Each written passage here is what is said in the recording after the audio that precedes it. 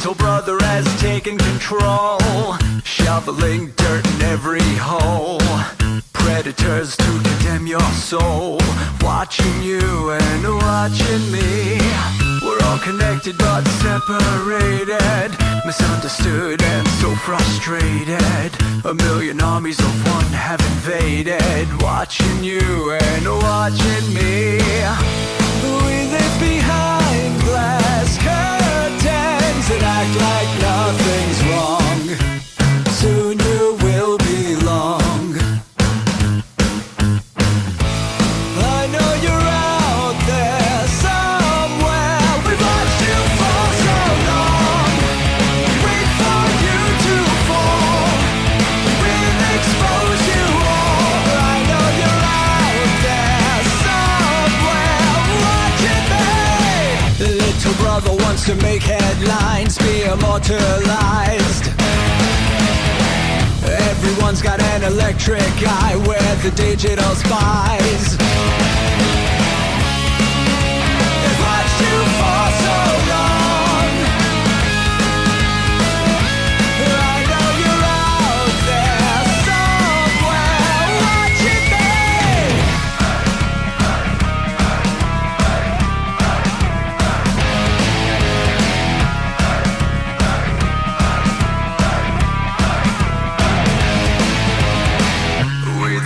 have taken over.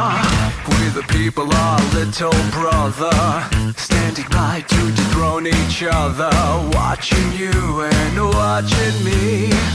Paranoid, the lens is our weapon, desensitized in our lust for attention, democratized by our voyeur obsessions, watching you and watching me.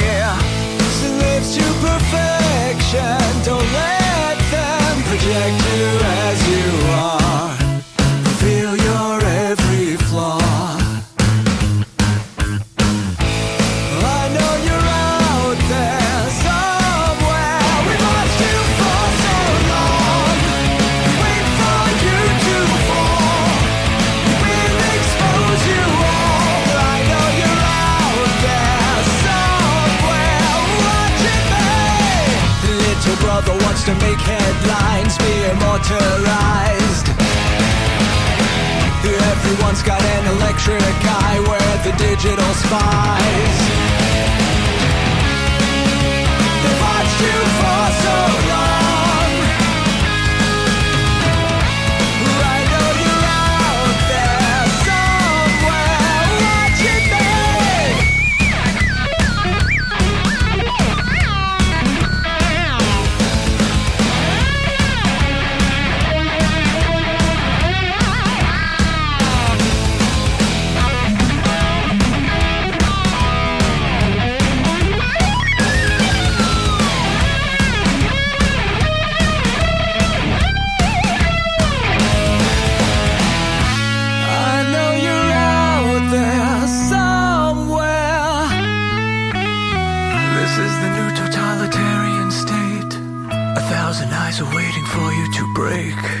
Stay in line, don't make a mistake. We're watching.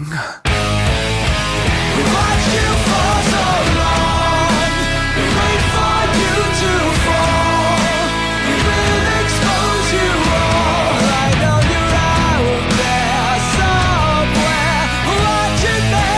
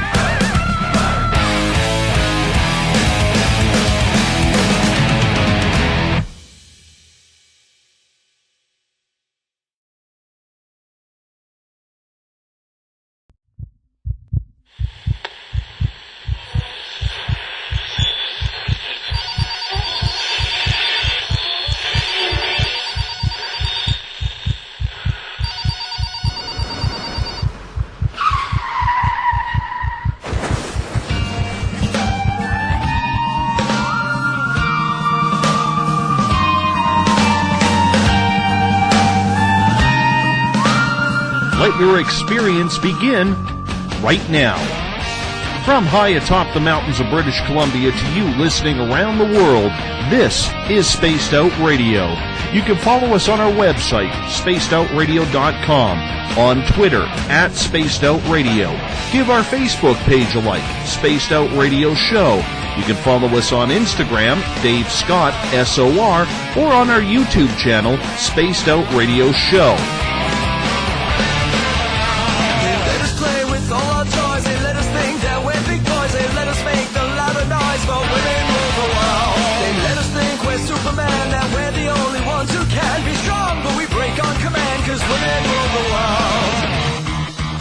Buckle up, space travelers. It's time to go for a ride as we are live on Spaced Out Radio.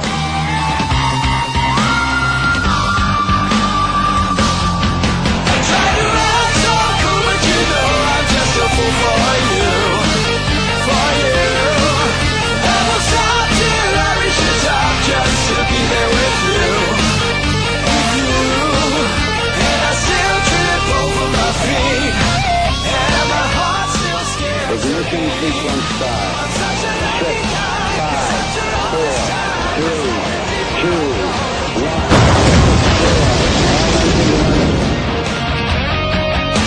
The deeper I go, the deeper I fall.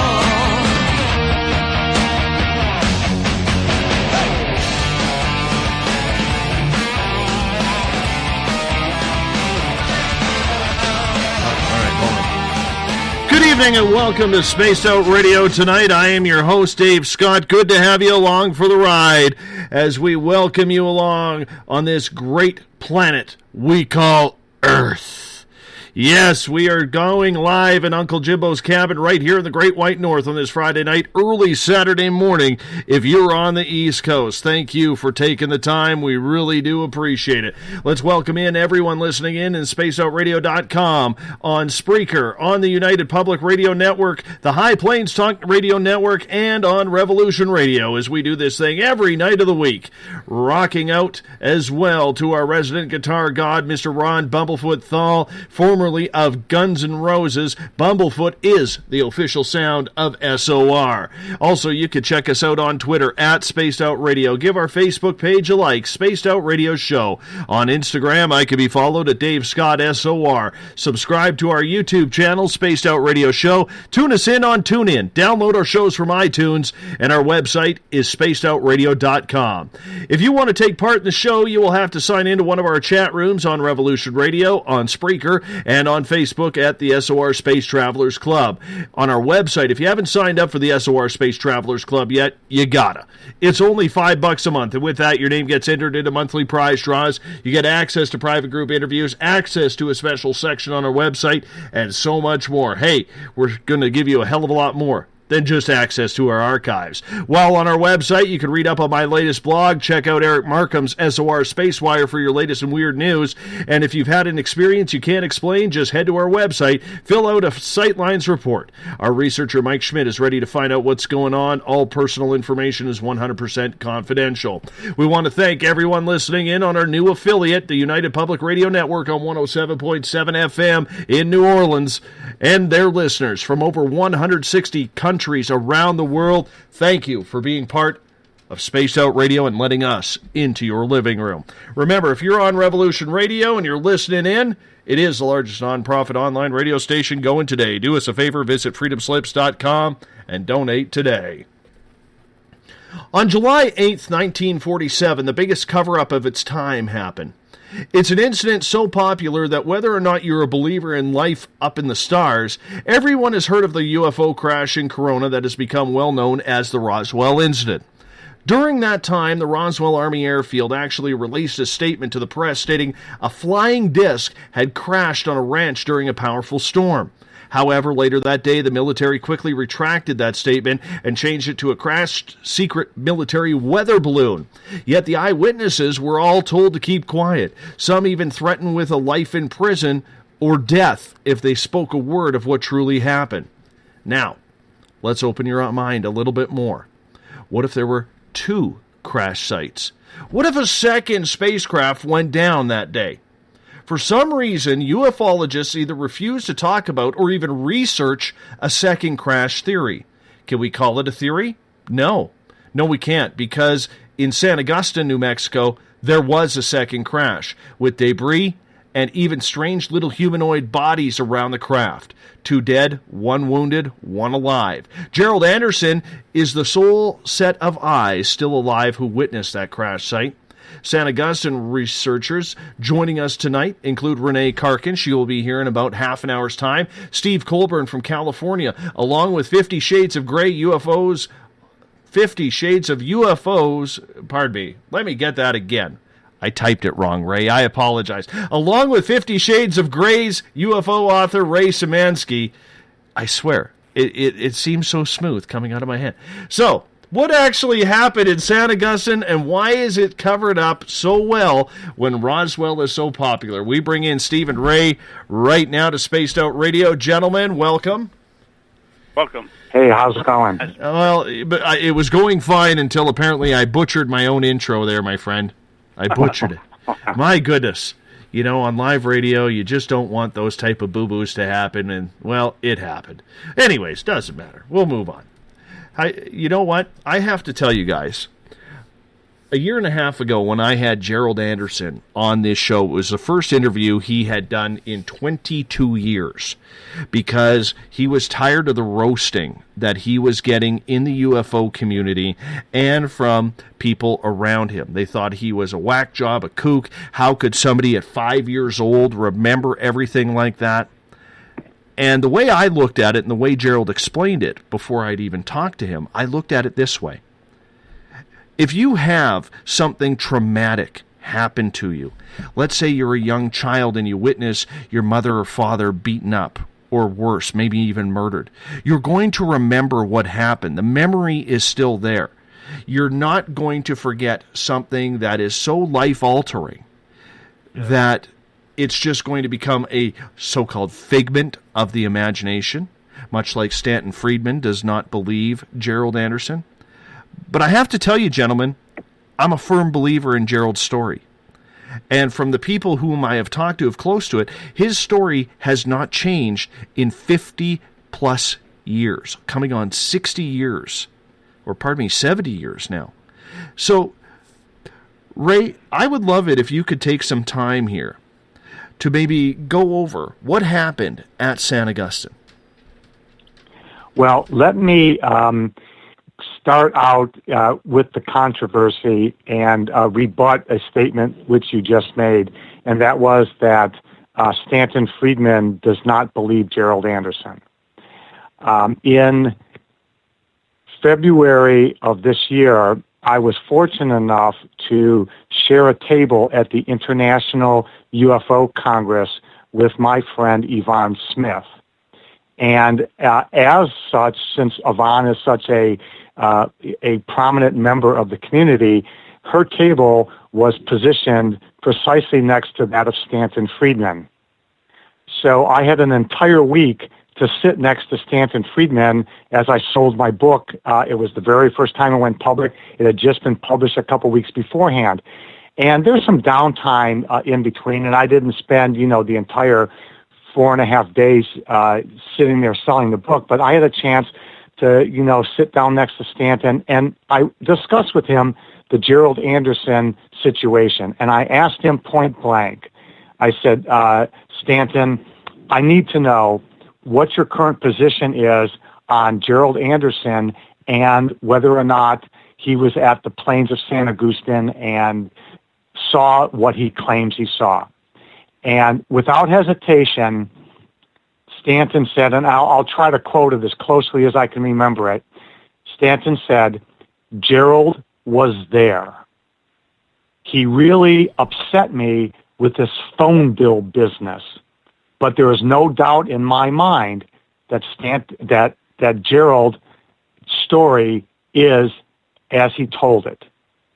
So even though Stanton first, he had interviewed Gerald and he had taped him and he had paid for a lie detector test, which Gerald passed with flying colors, and Stanton wrote about him in his book. Then, there was some Mickey Mouse games going on where Gerald was trying to exact some revenge on an unscrupulous investigator, and it blew up in his face, and then Stanton lost, Stanton lost faith in him. But it turns out that after all this time, Stanton Friedman, I'll quote him, he said, Gerald was there. His story is basically as Gerald has told it. So, things are strange. 20 years after the fact, Stanton basically admitted to me that he believes Gerald's story. So, what is his story? The story is that Gerald was with his father, his uncle, and a cousin. They were out on the plains of San Augustine rock hounding. They came across a crashed craft in the side of a hill. They saw aliens.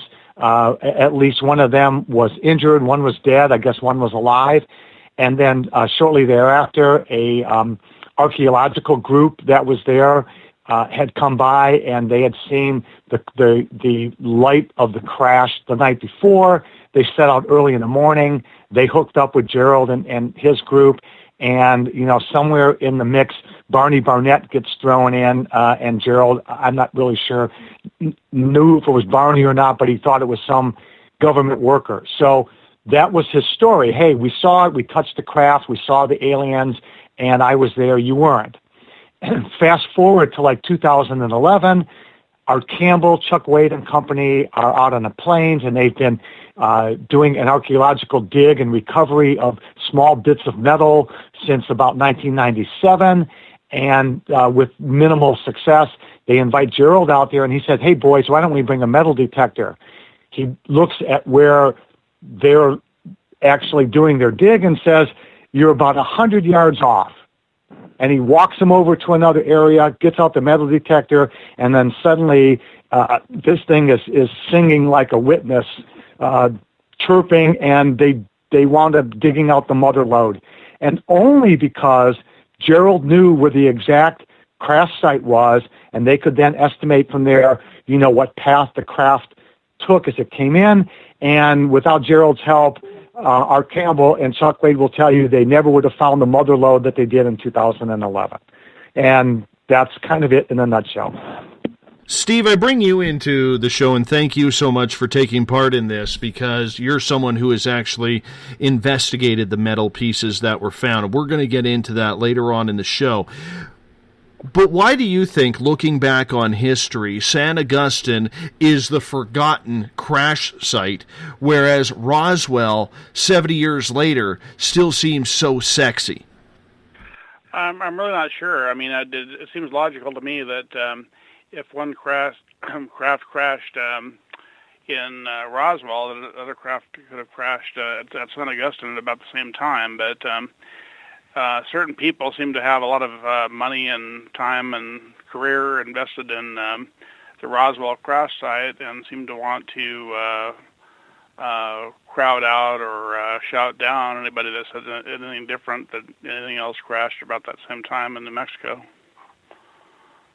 Do you think it's a real disservice to the field of ufology, Steve? Because here we have this amazing double crash site, and yet only one of them is talked about. Only one is perceived to be the real thing, and the other one still, to most ufologists, is absolutely non-existent. Even when the television shows go down and do their documentaries, they don't even travel the 150, 200 miles in distance to go to San Augustine to see what happened there. They don't even bring it up.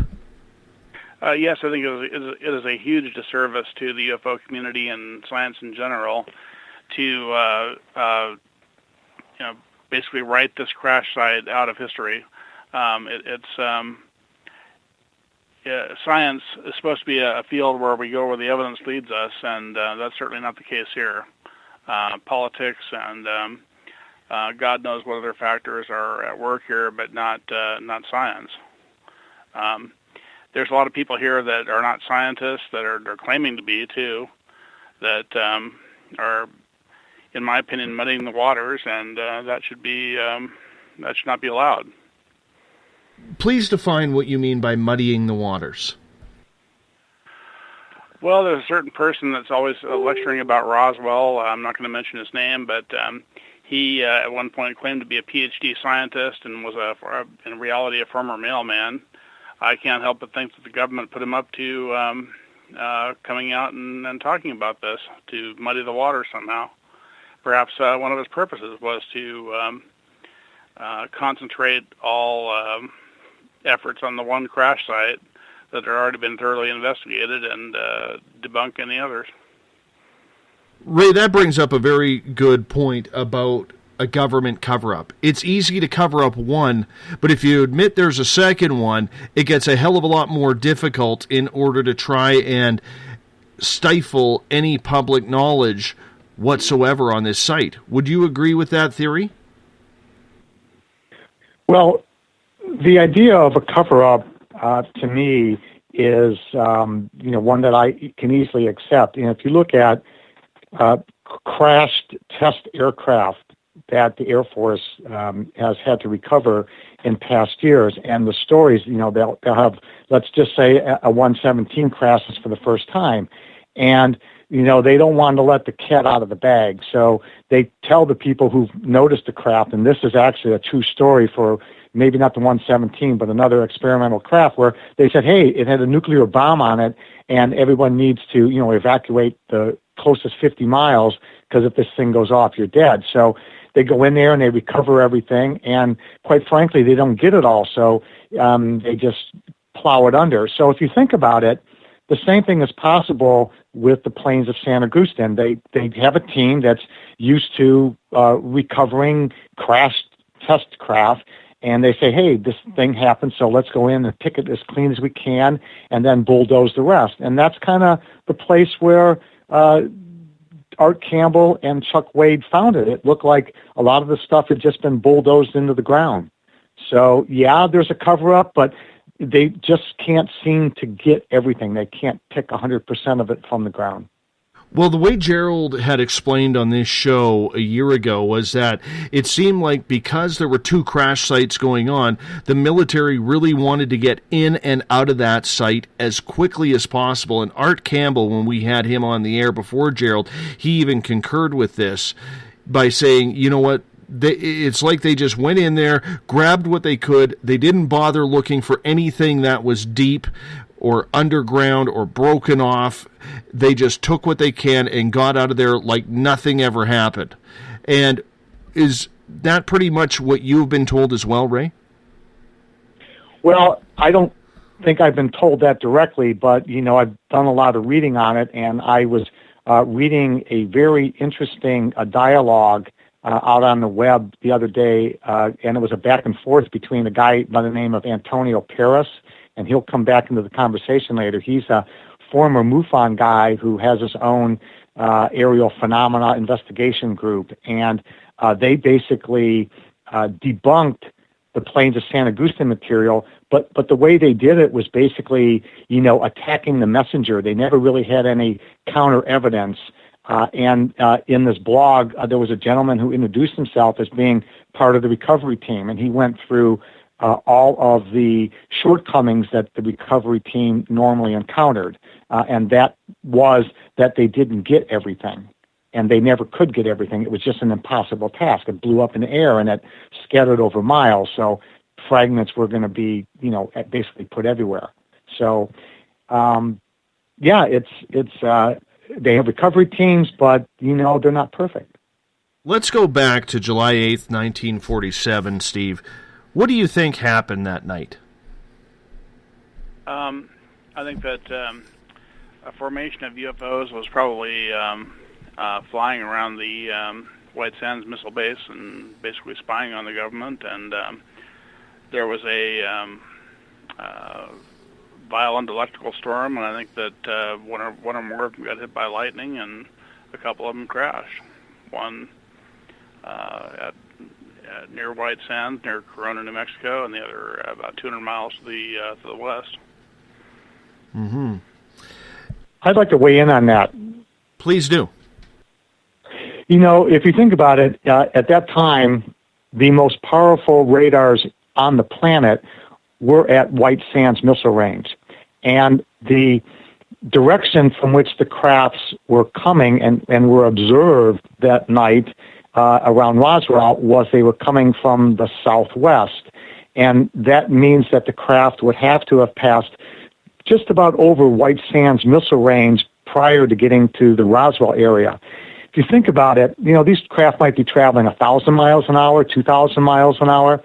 And let's just say that their navigation gear got a 2 or 3 second blackout because they passed over these very powerful radars, which perhaps they weren't, their nav systems weren't designed to ignore. And so maybe their nav system had a 2 or 3 second blackout. Well, if you think about it, 2 or 3 seconds at 2,000 miles an hour leaves you open to a lot of bad possibilities. And one of those is that I don't have nav for a couple of seconds, and two craft hit each other. I have the, immovable object hitting the unstoppable force. And what happens is they're both going to get damaged. One, travels on and falls at Corona, 70 miles north of Roswell, and the other one kind of pings off the first, stays afloat for, another, who knows what, 5 or 6 seconds or, 30 seconds, and winds up 225 miles away on the plains of San Augustine. It's not a scenario that's impossible should the navigation systems on those craft have gone out for just a couple of seconds. Do you think lightning was a factor in that, Ray? It could have been. But my money would be on the radio energy off of the radar systems at White Sands or, somewhere else in that area. Lightning to me is just kind of random. And I just think it's the other. I think maybe we had some interference with their nav system and it brought the ships down because they bumped into each other. That could be. I mean, they've known how to bring craft down by radar since the 1950s, and they could have brought the craft down by powerful radar as well. It's hard to say, but Corso in his book said that they used to bring UFOs down by that means, and or would at least disable them to the extent that a missile might be able to hit it. So that definitely could be a factor in the crash. It's one or the other. It's either lightning or the radar. Yeah, it's not as if, the radar waves blew a hole in the craft. I just think it interfered with some function on their craft, and, that caused an accident. And, you've got instead two of being able very... to maneuver it at 100 Gs or more, they can maneuver it maybe, 2 or 3 Gs if they have a powerful radar trained on them, according to Corso's book, and I think he was telling the truth. Yeah, it's okay. Corso said a lot of things, but, if I'm just thinking, the Occam's razor, the simplest explanation is probably, the most likely. It's not that they use radar as a weapon. It just happened to interfere. And, if you get two electronic devices too close to each other and they interfere, then, they're going to be rendered somewhat useless. And I just think that the nav system interference just, to me, seems the more logical. Well, they definitely can use it as a weapon, but whether they did in this case or not, we'll never know. Absolutely. Can either one of you, and Steve, maybe I'll start with you on this one, describe what the plains of San Augustine look like? Well, I went out there back in early 2013, spring of 2013, and it had grass growing about 6 feet high, and sunflowers growing about 2 feet higher than that. They just had the wettest year in history in the previous winter, and I thought we had about a snowball's chance, and where of finding any more metal fragments under those conditions. And indeed, we didn't find anything, but it was a big shock to this area that was thought of as desert was indeed sprouting with all kinds of plant life. It's very desolate there, though. There's not a lot of people running around, maybe ATVers, No. the odd campers or hikers. No, not a lot of people at all. But if you look at the photo... dry when I was out there. Ray? If you look at the photographs in Art Campbell's book, Finding the UFO Crash at San Augustine, it's clearly high desert area. There's not a lot of scrub brush out there. And, I'm looking across the plains and it looks almost vacant of vegetation. So I think Steve might have been out there in a very unusual circumstance. Like you said, it was record-breaking rains. I mean, this was the most vegetation that had been out there in probably 40 years, according to people that live there. Now, this is... so pretty much... Go ahead. No. Please go. This is Navajo area. And the Navajo have been known to see a lot of strange things in the New Mexico skies over the years. And, of course, if you go a little bit further, that leads to the whole Hopi Indians. And there's a lot of strange things that happens in New Mexico, even to this day. Have anybody ever interviewed any of the Navajo in regards to this situation? I think Chuck Wade did. Well, I don't know the details, but I think he did. He had a couple of Navajo diggers out at the site at one point. Mm-hmm. Did any of them, as far as you know, Steve, talk about seeing the crash when it happened? No. Wow. So what happens is, and from my best estimation, is we have the two UFOs, they collide, one immediately goes down in San Augustine, the next one crawls over towards Corona, crashes there. Let's go to the crash site of what Gerald saw, because they were out agate hunting that day. Gerald, his father, his uncle, his brother, and his cousin. And I believe his brother was on military leave or had just got out of basic training or something along those lines. And they come across this ridge and they see something kind of shining and they go looking up to it. When you hear Gerald speak about what it was like with that craft, what it looked like, Ray, could you please describe that for our audience? Well, I've had the pleasure of a number of long, hour-plus conversations with Gerald. And it's pretty much the way he described it on your show. It's almost spooky because listening to what he told you on the show and then talking to him on the telephone is almost like he's replaying it word for word. So they come across this craft. There's a giant gash in it, and they find a live alien sitting outside. There's a dead alien out there, and there's one that is severely injured. And they peek around, trying to look inside the craft, and they don't really get to spend too much time because suddenly the archaeologist group shows up, and then shortly thereafter the military shows up and starts barking orders. So if I recall, it was supposed to be around a 30-foot tall craft, maybe 8 foot tall. But when they came upon it, it was embedded into the side of a small hill, and there was a gash in it. And I think he surmised that the gash was not caused by hitting the ground, but rather something that might have happened in the midair. Mm-hmm. I remember, Ray, that him saying that there was metal all around, and even though his dad had told him not to touch the metal, he did.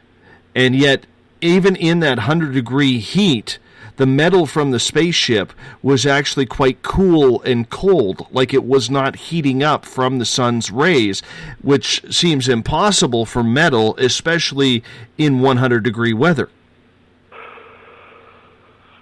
Absolutely, and that's what I recall also, that he said it was very unusual for it to have that kind of a touch, because if you've been out in the desert and you left your car out there for 5 minutes and you touch any of the chrome trim, for example, you're going to find out that it's not going to feel like a refrigerant. No. So yeah, indeed, that's very, very unusual. Do you find that quite strange, Steve, as someone who looks into this type of phenomena? The samples, according to all accounts, were quite thin, so they would not feel as hot as a bulk piece of metal under those conditions. But from the description, it did seem like they were not as hot as to the touch as one would normally expect. It's still strange to a lot of people, and I'm looking at this post that was put in the SOR Space Travelers Club. It's a meme that basically reads, UFO can fly in space and into other solar systems, gets into a small storm, and crashes. Like, it just seems so phenomenal that this even took place, with the combination of the heavy radar over New Mexico and the lightning storm of all things. I mean, their technology, you would expect it to be so much higher that it would have been able to evade this type of situation. And we can't blame man because it's not man-made. Yeah, I'm asked that question. That's a valid point, but at the same time, there's no storms or radar in space that we know of, so perhaps they just did not design the craft to withstand that. I'm asked this all the time when I make a public presentation. If they're so advanced, how come they're always crashing? Well, space and our atmosphere are very two different things, like Steve just mentioned. Your frictions down here are so much different. The way that your ship has to deal with gravity and atmospheric conditions and rain and things that you're not going to find in space, it's very, very different. So the fact that they didn't know we had radar could be a contributing factor. Again, it doesn't take much of a disturbance in your normal flight profile at 2,000 miles an hour to create a disaster. And all you need was, maybe they had some self-correcting software hardware on board that detected it, but by the time, the 5-second blackout was over, they'd already crashed into a craft that was experiencing a very similar phenomena. Whatever deficiencies they had back then, they've corrected them, because we haven't heard of any crashes lately. Very few, anyway. Gentlemen, you're going to hear a little bit of a ringtone. I'm going to try and bring in Renee Carkin at this time, because we're at the bottom of the hour. No routes found. Apparently, her line is not working. I'll try that one again. I don't know what no routes found means. I've never heard that one before. That's new for me.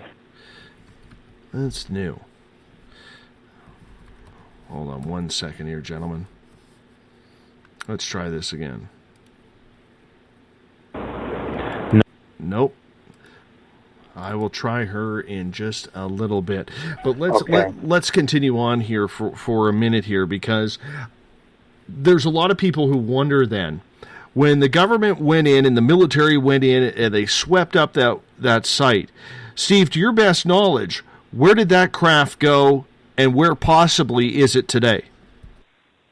I think they took it to Wright-Patterson Air Force Base in Ohio, and they didn't do a very good job of cleaning the site up compared to Roswell, and they just, to my understanding, bulldozed the remainder of it into a pile of dirt, and thought nobody would bother to try to dig it up, and they're wrong about that.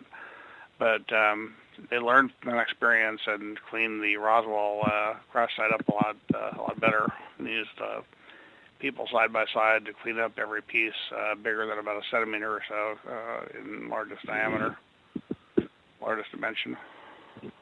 And Ray, what about the aliens? Did they go to Wright-Patterson too? Is this one of the famous J-rods that we have been hearing about that were helping back engineer aircraft that were coming down at Area 51? Let me first chime in on the cleanups. If you think about Roswell, they had a large workforce that they could readily commute out, in 90 minutes or so to get to the Roswell crash site. And so they have all kinds of bodies they could recruit and go, hey, we're going to pick up stuff on this field, for the next week, and that's great. The same didn't happen on the planes. There was no readily available large conscripted workforce that they could do the same type of cleanup that they could at Roswell. And that would explain why you're finding so much more debris in the plains than you did at Roswell. It's just, they just didn't have the same workforce to do the same cleanup as they did in Roswell. And go on to the aliens, my thoughts are that, Wright-Patterson Air Force Base in 1947 was the center of the aerospace world.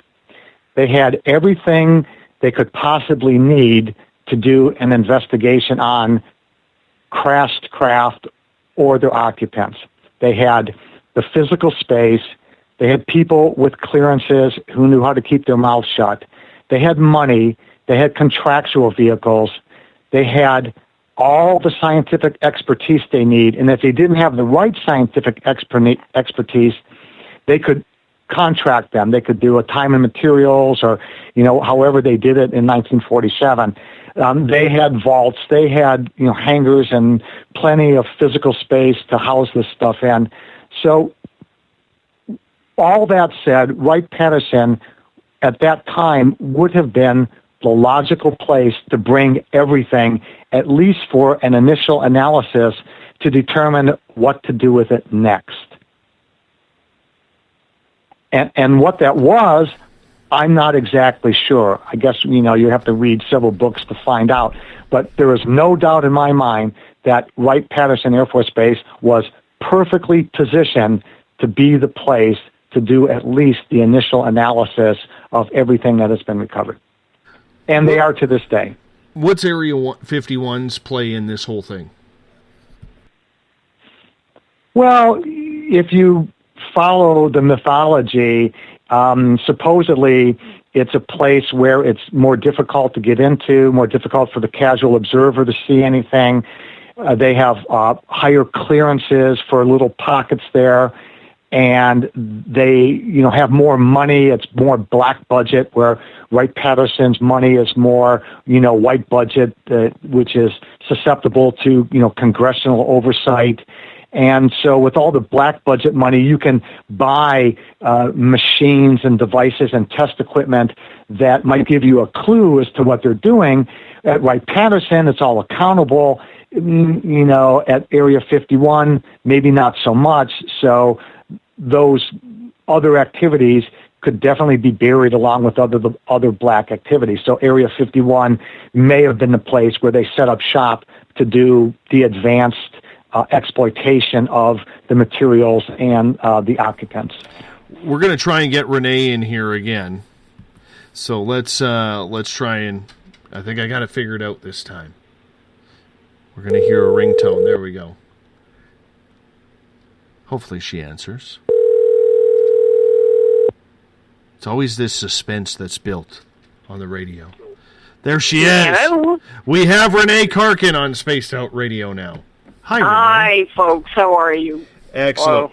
Hey, Renee. We are live, and we have Ray and Steve with us tonight. We could not get a hold of Rob Mercer, so we are just rolling with it. Now, Renee Carkin is someone, ladies and gentlemen, who was on the main investigative team back in 2011. She knows Gerald Anderson very well, has confirmed his stories, has read and seen the lie detector test that Gerald has passed on a number of occasions.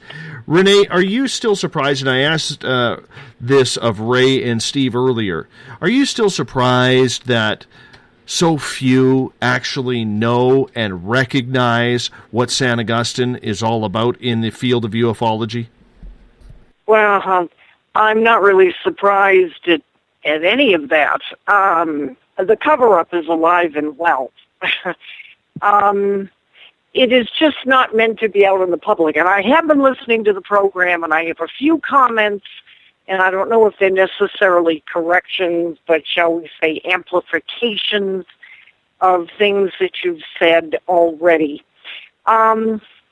Recently, or if anybody has been to the UFO Museum in Roswell, you will see an artist's rendition of the craft that was allegedly taken to Wright-Patterson, and it has a big gash in it. And that's where Gerald got the idea that there must have been a collision of two crafts, because he said that is exactly what the craft on the plains looked like. Well, Art Campbell, who has done a lot of interesting research, and actually he's the one that's put more in writing than anybody else involved with the planes, his theory or his recent thing is that the craft, that the debris that the rancher Mac Brazel found, the debris on the sheep ranch, was actually where the crafts, the two crafts collided, if they collided, and the one with the creatures that ended up going to Wright-Patterson was actually the one that fell on the plains of San Augustine. But yet that there's a story that a few days later, the craft was seen under a big tarp riding right through the streets of Roswell. Then there's also the theory that the craft from the plains of San Augustine, I mean, if you read a lot of the different books, there are so many different conflicting stories about where the craft actually took off from. And I think it was probably the Roswell Air Force Base. But again, Art Campbell, more recently in the last few months, seems to think that he came across some information that said it was brought from the plains of San Augustine and it took off from Alamogordo to Wright-Patterson. So there are just so many conflicting stories. But you folks talked about the date of July 8th, and actually the Anderson family was there the night of July 3rd, and it was at 11 o'clock at night that they saw what they thought was a shooting star. And the father was excited. He said, I think we're going to be getting more than Moss Agate. And the next morning, by the time they got over to where they had figured the crash had taken place, they were going to find meteorite rock, is when they came across the craft. And that was on the morning of July 4th. It was on July 8th, I believe that was the date that Mac Brazel brought debris into Roswell. I think there's a lot of crossed, back and forth, crisscross of facts between the planes and the Roswell event. Now, I do believe there might have been a second craft that Mac Brazel had actually seen the creatures, because when he went to the radio station, he had said to the guy that interviewed him that they were gray, not green. So unless he had actually seen the creatures, but again, there are 3 allegedly different sites in Roswell. The thing that's distressing to me is that after 5 years that I have been on the periphery of this, meeting people, going to a few of the conventions, it's in the last 5 years, a few people have died. Walter Haught's daughter died of cancer, I understand, 1.5 years ago. Jesse Marcel's son, Dr. Marcel, talk about synchronicity. He died the same weekend that Steve and I were on the plains. And Steve, it wasn't in the spring of 2013. It was the last weekend of August 2013 that we were there. And I'm laughing when he said that because here it is only 3 years since Steve and I had been out on the plains together with our group, when everything was so overgrown. And yet Steve, in only 3 years, has put it back as to having been in the spring. Well, guess what, guys? We are now 70. I'm terrible with time. I mean, anybody will tell you that. Well, I know, but this is just an example. It's not a criticism of you. It's the idea that after 70 years, it's just 3 years since you and I were out there. Think of all the forgetting of the memory, the jumbling of the facts, the misinformation, the disinformation, and then throw in some people that are government agents that are trying to muddy the waters, trying to hide stuff from the public, and you mix all that, and it's like, wow. And the thing that just blows me away is that Gerald Anderson is the last living admitted witness prime witness to the Roswell era events, and yet you still have people like Stanton Friedman and all the other researchers and authors. They just want to pretend he doesn't exist. It's like they want him to go away and just let this fade into oblivion. And that, as a person that's only taken a recent interest in this in the last 5 years, that's what blows my mind. Absolutely blows my mind. It bothers them that we may have more evidence for this crash than they have for theirs.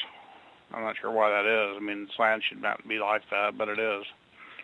I mean, we there's a lot of money. The fact that it is like that, so yeah, a lot of money. It's about money. It's about money in their books. And I had even said to Stanton Friedman in a couple emails, I said, you guys shouldn't be afraid of disclosure. You shouldn't be afraid of sticking your necks out. I mean, unless they've gotten death threats for their family for generations in perpetuity. And I think that there's a lot of that kind of thing. I mean, you look at the recent presidential election and you see all the drama and intrigue that has gone on politically. And I think people are becoming very aware of, the secret government and shadow governments. I think it's the same with the UFO phenomena. You have the people who are just trying to cash in on it. You go to any of these UFO conferences, the big deal is the cost of the conferences. And then in the rooms where you buy the books, it's all about money. And I had said to Stan, I said, man, if you had disclosure, I said, it wouldn't be the end of an era. It would be the beginning of new books and new authors. And I mean, they'd still be making money. So that's why, and I don't believe that national security thing anymore. That's lame. Mm-hmm. Yes. Steve, tell them about your metals analysis. Well, the strength of the materials was not that remarkable, but one thing that really struck me as strange was the concentrations of rare earths in the aluminum and all the other trace elements, copper, uranium, thorium, and zinc, and it definitely didn't seem like aluminum foil like certain MUFON people said. And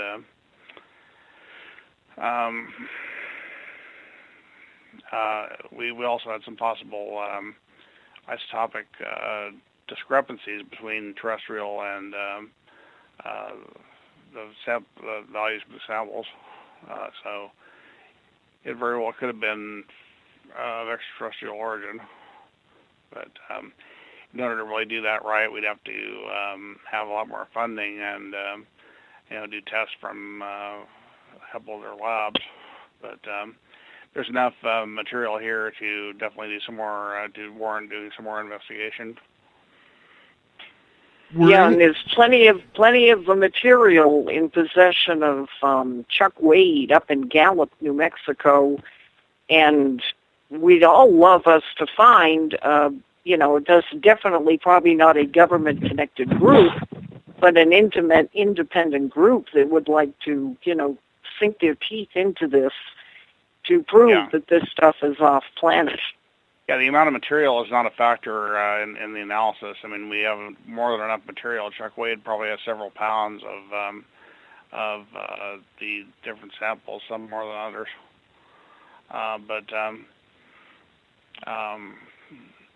More research needs to be done. One thing that I wanted to mention on the show that has not been published so far is that in the last the trip before the last time we went out there, Chuck Wade and Art Campbell found some material that was on the W6 sample that was like a layer on top of the W6 sample that had brown dots in it, an array of brown dots that turned out to be a mixture of dysprosium and terbium oxides. And those in aerospace, those oxides in aerospace are used to make mechanical actuators that will make a mechanical motion upon being stimulated by an electrical force, and I think that could have been a part of the UFO's drive system. Dysprosium especially is an extremely rare earth element that's very hard to come by on Earth. That was the part that was connected to the honeycomb material, is that correct? Yes, that's true. The brown dots were Steve, like a layer between the honeycomb material and sample W6, as I recall. Steve, I think you're underplaying the significance of the results that you received. If we could go back to the original body coat stuff and then the second lab that you used, and could you compare and contrast the type of testing that was done and the, we'll call them positive results for the extraterrestrial case that were the conclusion that you could draw from each of those testing groups? Well, I calculated the isotopic abundances of several elements from the raw data of the first 6 samples, and got the isotopic ratios on several elements, including magnesium and copper and nickel, were quite skewed from terrestrial values, and that got me really excited. And so I had the test redone with a different lab several months later, and found out that there were indeed discrepancies on copper and nickel, particularly from terrestrial values, but they were not as great as the first test, but still enough to warrant some further investigation for sure. But in the first case, they were calculated values, and in the second case, they were basically a direct reading. Is that correct? That's correct. And the second case, it was a different lab, and the lab actually guaranteed the results and was doing a specific test for isotopic ratios. And I bring that up because there's a third report. A UFO group had tested a piece of the W1 sample, which you also tested, and it turns out that their results indicate that they're terrestrial. But the problem with that report is that they had one individual actually do the testing that was supposedly not associated with the UFO group, and then they took the results and they interpreted the results and created a report. So I don't really know if the UFO group reported the real results that they got or just reported results that were convenient, for whatever kind of case they were trying to build. And do you know anything about that? Yeah, I read the report, and it struck me as being a total whitewash, just to be blunt about it. I'm not sure what their motivations are, but it just seems like their goal was to downplay my results, which was ironic because the ICP-MS results that I had commissioned in the first report were 10 times as accurate as theirs, and they were depicting their results as more accurate than mine. So I don't get it. I mean, I think that it's some political whitewash to have going on or trying to go on. I go where the data leads me. I mean, I just don't subscribe to these sorts of whitewashes or well, they're not using across the board. Then they're not using across the board testing. It wasn't a line by item secondary analysis. And I think, Steve, you would also mention that they didn't even use an electron microscope. No, The protocol go into that on possible alien samples is to do light microscopy at various magnifications, then following that by electron microscopy at various magnifications up to the highest magnification doable with that sample. EDX, which you take at the same time as the electron microscopy, point and shoot and mapping to find out the distribution of elements in the sample, and then you got a piece out of it and send that out for ICP-MS. And, I'm going to cut you off right there, Steve, because we are literally about 20 seconds away from going to our first break of the night. I just want to remind people we are talking to Renee Carkin, Ray Szymanski, and Steve Colbern. We're talking San Augustine Crash here on Spaced Out Radio. We'll be right back right after this. Looking for news beyond the mainstream news? Head to spacedoutradio.com and check out the SOR Spacewire. This is Spaced Out Radio's Eric Markham, news director for the SOR Spacewire. Daily, I will bring you intriguing stories and outlandish reports from what's going on around the world. UFO sightings, paranormal activity, conspiracies, alternative health, and so much more. And if you have news, email me at news@spacedoutradio.com. Hi there, I'm Butch Witkowski, lead investigator with UFO Crash. On the final Monday of every month, you can listen to me and host Dave Scott on Spaced Out Radio's Strange Days. We're going to get to the heart of the matter when it comes to what's happening out there. People are seeing and experiencing things from ET contact to Bigfoot, and I want to hear about it. Your experiences are what we investigators need to help solve these unknown mysteries, so tune in at spacedoutradio.com. Have you had an experience you can't explain? Had a run-in with ghosts, maybe Bigfoot, or seen lights in the sky? Hi, I'm Mike Schmidt from the SOR Sightlines. I'm here to investigate your sighting. Head to spacedoutradio.com and fill out a report on the sightlines.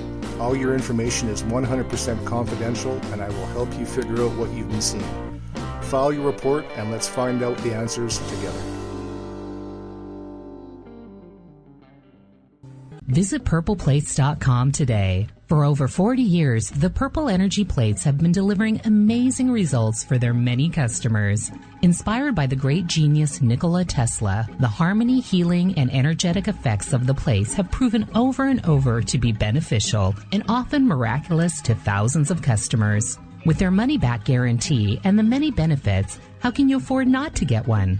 Check their site for daily specials and choose from their many energy products. You won't be sorry. Visit them today at purpleplates.com for mind, body, and spirit, and expect a miracle. Strange creatures lurking in the night, the sounds of wood knocking in the forest, odd happenings right out of a fictional world. These are the reports I love. Hi there, this is author Ronald Murphy, and I would love it if you join me and Spaced Out Radio host Dave Scott the second Wednesday of every month on our journey into the unknown land of cryptozoology at spacedoutradio.com. From Mothman to Frogman and everything in between. Hey, they don't call me the crypto guru for nothing. Are you interested in advertising on Spaced Out Radio? Head to our website at spacedoutradio.com and click on our advertising tab. There, you will find an assortment of ways you can get your product out there with us, from radio commercials to banners and social media. Have a product you like our hosts to endorse? We can do that too. Visit spacedoutradio.com for more details. From British Columbia to Northern California, Pacific North Weird has Cascadia covered. Check out our feature videos at spacedoutradio.com, where I, Vincent Zunza, and my super sleuth partner Alexandra Sullivan track down the weird and strange stories from around the Pacific Northwest. From Bigfoot to Mel's Hole and everything in between. This is what makes life exciting. So why report the normal when we can report the Pacific North Weird right here at spacedoutradio.com. Oh, there's only one way to rock. Loud and proud. In high definition. Radio 702 rocks. Las Vegas. Have you ever had an extraterrestrial experience? One you just couldn't explain? Well, maybe I can help. Hello, I am Samantha Mullet. On the second Tuesday of each month, I will join Dave Scott on Spaced Out Radio to bring a human aspect to ET contact. It's something I've lived with my entire life, and I'd love to help you understand. Let's share our experiences. The ET Experience, the second Tuesday of each month, only on Spaced Out Radio. Hi there, this is Jolene with Rivulet Reiki and Readings, and I want you to relax. Let me help you chill out and get in touch with your body, mind, and soul. In this busy world, sometimes we need to let go, and this is where I can help. Visit my website, rivuletrndr.wix.com/rivuletrndr. Every Saturday and Sunday night, as Dave Scott wanders aimlessly in the wilderness, you can come hang out with me, James Tyson, in Spaced Out Weekend. Starting at 9 p.m. Pacific, midnight Eastern, I'll take you along as we talk with some of the best experts in their fields. SpacedOutRadio.com is the place to find us. So sit down, relax, put your feet up. Enjoy the topics like the paranormal, supernatural, intuitiveness, and so much more. Hope to see you there. Hi there, this is your psychic medium, Joanna, and I would love it if you would join us every other Sunday on Spaced Out Weekend. With host James Tyson, we'll bring you personal psychic messages on two mediums and a large. Questions about love, life, career changes. We would love it if you would come and join us live. Call in and listen in for the experience. Allow us to open the doors to your other side. Two mediums and a large, heard only on Spaced Out Weekend at spacedoutradio.com. Would you like to become one of our space travelers? All you have to do is click on the Space Travelers icon at spacedoutradio.com. For only $5 a month, you can get access to some great prizes, as well as private monthly shows, newsletters, and a members-only section on our website. Become a space traveler today.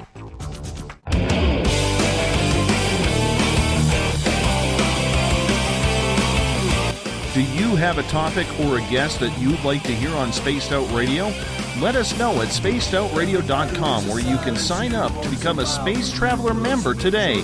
Or you can find us on Twitter at Spaced Out Radio and on our Facebook page, Spaced Out Radio Show. Welcome back to Spaced Out Radio tonight. Quick hour number 1 through the books.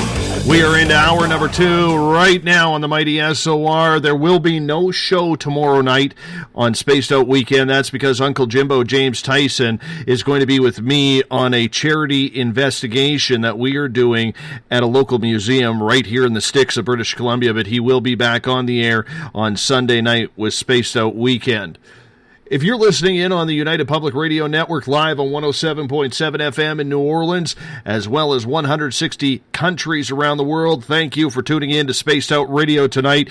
We are always live, and we run this show 7 days a week right here, right for you. Thank you for tuning in. If you're listening in on Revolution Radio, it is a donation station financed by you, the valued listener. Do us a favor, visit freedomslips.com and donate today. Remember, you can follow me on Twitter at Spaced Out Radio. Give our Facebook page a like, Spaced Out Radio Show. On Instagram, I can be followed at Dave Scott, SOR. Subscribe to our YouTube channel, Spaced Out Radio Show. Tune us in on TuneIn. Download this show and others on iTunes, and our website is spacedoutradio.com. While there, you can check out our resident guitar god, Ron Bumblefoot Thal. Read up on my latest blog. Read up on the SOR Spacewire by our news director, Eric Markham. Check out the SOR Sightlines report. If you've had a weird experience you can't explain, you want it investigated, Mike Schmidt is waiting for you to fill out a Sightlines report today.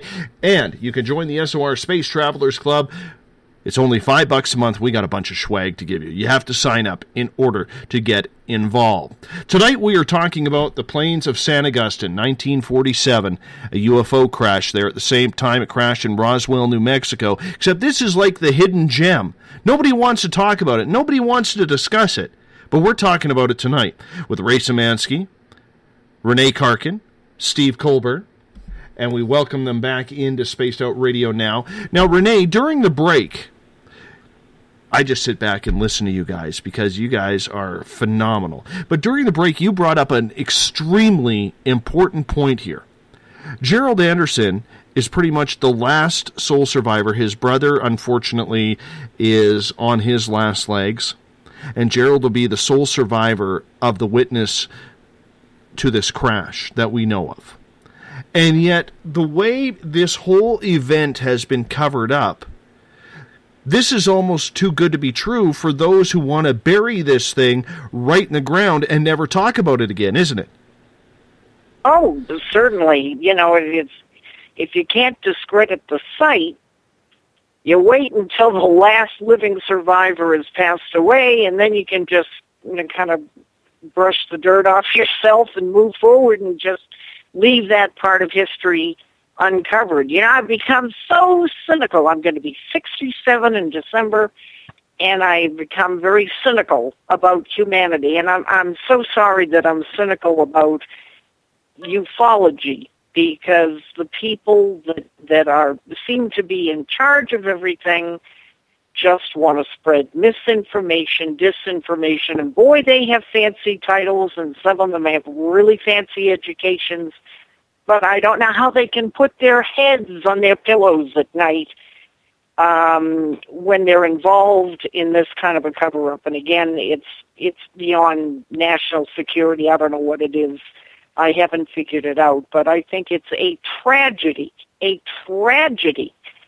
that somebody like Gerald Anderson is not interviewed on television and allowed to come to these conferences and be a speaker. And I'm bent over backwards when we've had to suggest who upcoming speakers should be. Gerald Anderson. I mean, God, he's still alive. He's not senile. Not that I know of. I talk to him fairly regularly, but he's just right now. He's just disgusted, and you can't blame him. It's like he's got a life of his own. But anyway, but it's a matter of It's a matter of agendas, isn't it, though, Steve? That, this isn't a sexy case because it's been covered up for so long. Roswell is sexy. Kecksburg is sexy. Even though it's not talked about in Canada here, the Shag Harbor incident is sexy. But for some reason, there's nothing sexy about San Augustine, and we might as well just push it out of the way, shouldn't we?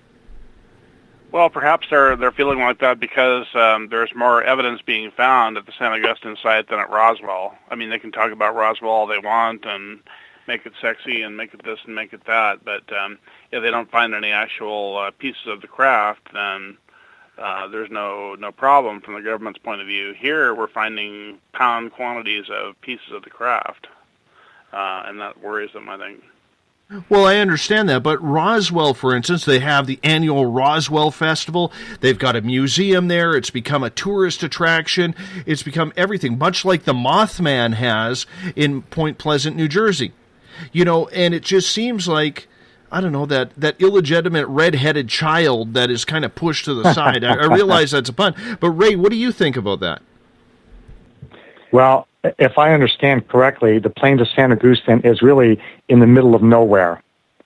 And in my book, I posit that if we do prove that the evidence is extraterrestrial, then what we need to do is build the best UFO museum ever right there on the site and make it 5 times the size of Roswell, because if you build it, they will come if you fill it with fragments of metal that you have proven beyond a shadow of a doubt scientifically using ICP-MS and all the electron microscope stuff and everything else that it did indeed not come from this planet. People will show up to it. And then, as I've tried to explain in the book, the Roswell people should bow down and thank the people like Steve Colbern who have proven that we have been visited by extraterrestrial craft, and they can yell out to the world, hey, we've told you about Roswell for 69 years. Nanny, nanny, boo-boo, we told you we were right. It would be a boon to the UFO industry as a whole. And what do they say? Rising waters raise all boats. And so it would be a fantastic windfall, not only for the planes, but a fantastic windfall for all the UFO researchers who have been touting Roswell for all these years. I just don't see why they have a conflict of interest. And we could call that section of planes Alien Acres. Sounds good to me. And why not? And why not, Steve? Because on the flip side, we're sitting on a gemstone. We have the information, we have the metals, the materials that go along with it that weren't recovered from such a great cleanup that the U.S. government did and the military did at Roswell. So here we're sitting on so much more than what Roswell ever was. Yeah, that's true. They cleaned up Roswell very thoroughly. I mean, there's no fragments left at Roswell bigger than a few milligrams, but that's not the case here. There's probably several more pounds of material here that they have not picked up. We already picked up several pounds of material, and I think we've got more than enough here to blow this case out of the water. If we had more funding, we could send the material to a couple more labs and prove to the scientific community once and for all that it's extraterrestrial, and build the museum that they're talking about, and really put this whole thing to rest, that we are being visited by aliens. And I don't know if the government's going to let that happen. though. They've really run me through the ringer on this. I mean, my wife left me, and my whole life has imploded. And I have reason to believe it was because of this case, among other things, that I was doing in the UFO community. I think the interesting thing is, and this isn't brought up very much, I think I mentioned it when you interviewed me, Dave, a couple of years ago, this incident on the plains was discovered by the government. They were tracking things with UFOs, because they were there within 12 hours. They were there by 12 noon on July 4th. And Matt Brazel did not make his announcement down in Roswell to the sheriff to begin with until around July 7th or 8th. So the recovery of the craft from the plains of San Augustine preceded the recovery of the Roswell craft by 4 days. Yeah. So this is actually the premier downing of a craft in New Mexico during that era. That's why. And if there was a second, and it had to do with, that was their first craft, and they just wanted to cover it and get it out of there quick. And I understand, I don't remember because there were so many sources, that they had gotten truckloads of junk and junk metal from the Camado dump. Camado is a town, I'm going to say 25, 35 miles away, and there's like a dirt road that goes directly from the Camado dump toward the plains of San Augustine at the old Horse Springs site. And they had to, I guess when the craft came down, it put quite a gouge in the 200 feet of land before it landed against the side of a ridge. And they had to fill that in. And they filled it in with dirt from the Camado dump that had old tin cans, so that when you're out there on the plains, and Steve, you probably weren't aware of that because when I was out with you and the others, it was very overgrown. It was just beautiful. But it was discouraging because we didn't catch anything anything. We didn't find anything. Tim Taylor and Chuck Wade and Art Campbell told me that. Right. I shot there deliberately to muddy the waters. Because when you're out there with the metal detector, you have to look at everything very carefully, because you're getting old tin cans, sardine cans, and you can tell that these, they're probably from the 20s and the 30s, and that there is no dump at Old Horse Springs, New Mexico. All that stuff was brought in by the government at the time of the 1947's crash, and that was just done so that if there were any metal fragments, I'm trying to think of the logic, and they were out of there, I understand, really fast. So that was their first experiment in extracting a craft, getting it off the crash site. And Roswell, I'm still not certain if there was a second craft, but Gerald is certain by virtue of the gash that was in the side of the one on the plains that it had and mid-air collision, and all the stories, like in Witness to Roswell by Carey and Schmidt, they talk about the electrical storms. And I know there are fierce electrical storms here in New Mexico at that time of year. So they say that the sheep rancher was, you know, out there in some kind of a shed, and he heard the crack of the lightning. So I don't think it was high-powered radar that interrupted them. I just think that there was a mid-air collision and probably just the electricity from the electrical storm is what might have interfered so that two of the craft crashed. One going down over Roswell and the lesser damage gliding 150 miles west onto the plains. Let me ask you this, because, and I'm going to use a local example here. The people around, we can talk government cover-ups all we want, but the people around may not want the attention at all, because that is a farming area, as sparse as it is. And I'm going to use an example up here in the community I live in. There's only 2,000 people.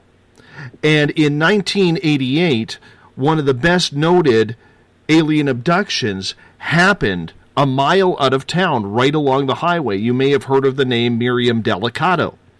And yet there is very few people in this community who actually know that that happened, that actually care that that happened. People don't like attention when it is something they can't explain. So how much of this is the people in the area keeping this story quiet as well, Renee? Catron County per capita is the least populated county in the United States. Take that into account, okay? It's just nothing. It's just this big, wide expanse of nothing. The VLA, Very Large Array, is in that area. And Gerald had been a private pilot. And, of course, over the years, he's always drawn back to it in terms of research. And I guess the aerial maps over the plains of San Augustine, it's kind of like a no-fly zone, the better part of it, which he found rather surprising when he had done that research. And I am a part-time substitute teacher in the Deming, New Mexico school district. And one of the teachers that I was working with the other day, you know, you chit-chat and you introduce yourself, and she said she came from Reserve, New Mexico. Well, Reserve, New Mexico is about, I'm going to say 38, maybe 40 miles from Old Horse Springs, where Gerald's craft, I call it Gerald's craft, went down. And I mentioned her. I said, hey, did you ever hear anything about the UFO crash on the plains? And she says, oh, yeah, at Old Horse Springs. We all know about that. And I said, really? She said, yeah, we talk about it. And she said, there are UFOs out there all the time. She said, we take it for granted. I said, what? And she said, oh, yeah. She said, we see unusual maneuvers going on that conventional aircraft can't do, 90-degree turns going from down to straight up, and they just take it for granted because whoever these creatures are, they don't mean us any harm, and they evidently like, and maybe they're responding to the signals that are being sent out by the VLA. And the VLA, Very Large Array, is situated just about halfway between Magdalena, New Mexico, and Daffel, New Mexico, if anybody has an atlas and want to look that up. And then 29 miles from Daffel, New Mexico, where Steve and I and several of the others stayed in the only motel. It's the only motel, combination, restaurant, gas station, general store. It is essentially the town of Daffel, and the crash site is 29 miles from there. And I mean, there's just nothing out there. It is the largest unpopulated county in the United States, and it's beautiful. I mean, I think New Mexico is the best kept secret anyway, but I'm partial to this state. I have a couple people on my team here who actually live in New Mexico, so I hear how beautiful it is there, and I have to get down there one day. I really do. Oh, definitely. Ray, I'm curious your opinion of the public maybe trying to keep this quiet as well. Well, I had a interesting conversation with a gentleman when I was investigating Exeter, New Hampshire. It's a famous 1965 sighting by a 19-year-old by the name of Norman Muscarello.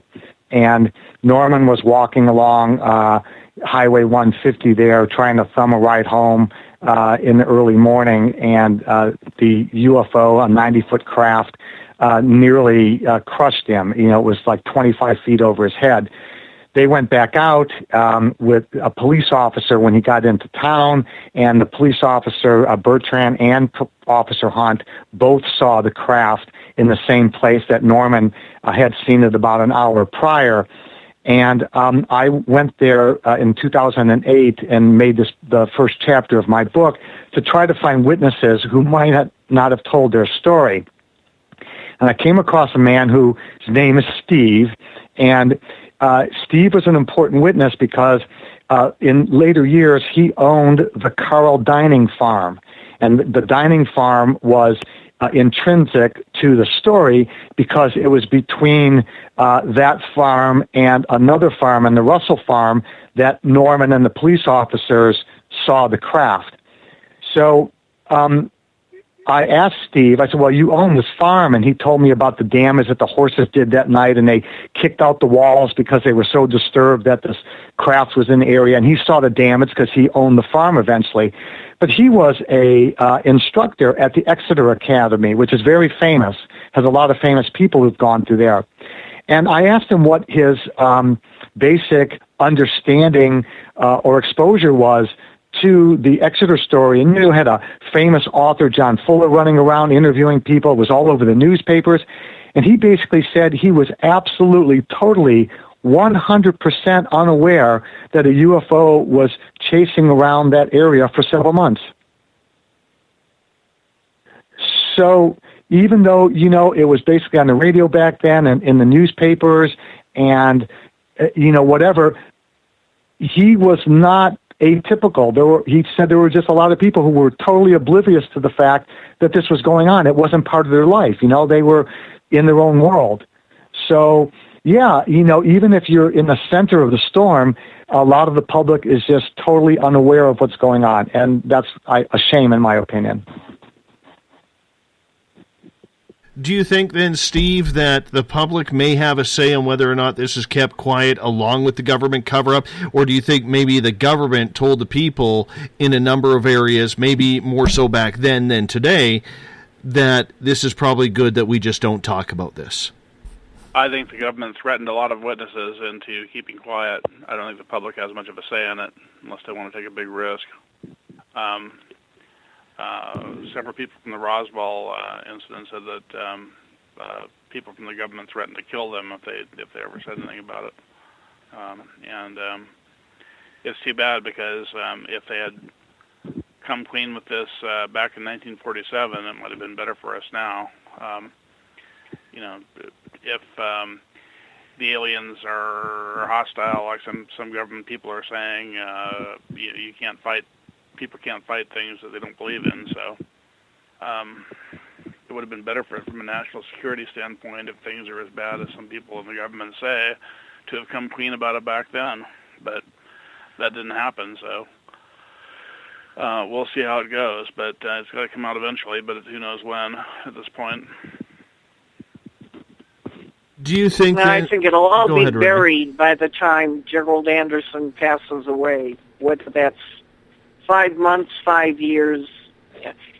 I think that this is just meant to just disappear in history like so many things we don't know about history. You know, history is written by the victors, and if the government is successful in just keeping this situation buried, you know, it's like those of us that might have a sample or two of the material, it doesn't mean anything.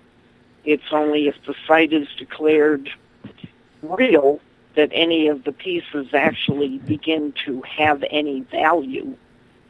And yeah, it's relatively I easy don't for know. the government to keep this kind of stuff secret because people don't want to believe in it anyway. Apparently, a lot of people are afraid to believe in it, and no matter how much evidence you show them, they want to remain in denial.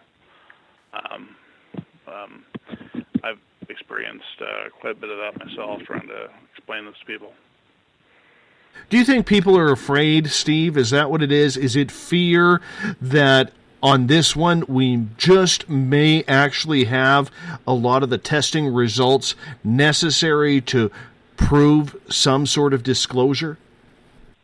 Yeah, we have the evidence to prove it, and I think that the government's worried about people being afraid. A lot of people are afraid. About probably 2/3 of the population, based on what I've seen so far, is afraid of this kind of stuff. The other third are ready for disclosure, but they basically already know because the stuff already has been disclosed for the most part. The information's out there to anybody that wants to research it, but there has not been any official government announcement yet to convince the other 2/3. Of course not. And they're all waiting on that because there is 2/3 of the population out there who thinks we're all whack jobs, that none of this exists. Right. You're absolutely Hey, right. Dave, just 6 years ago, I thought anybody that was interested in this stuff was a little left of center.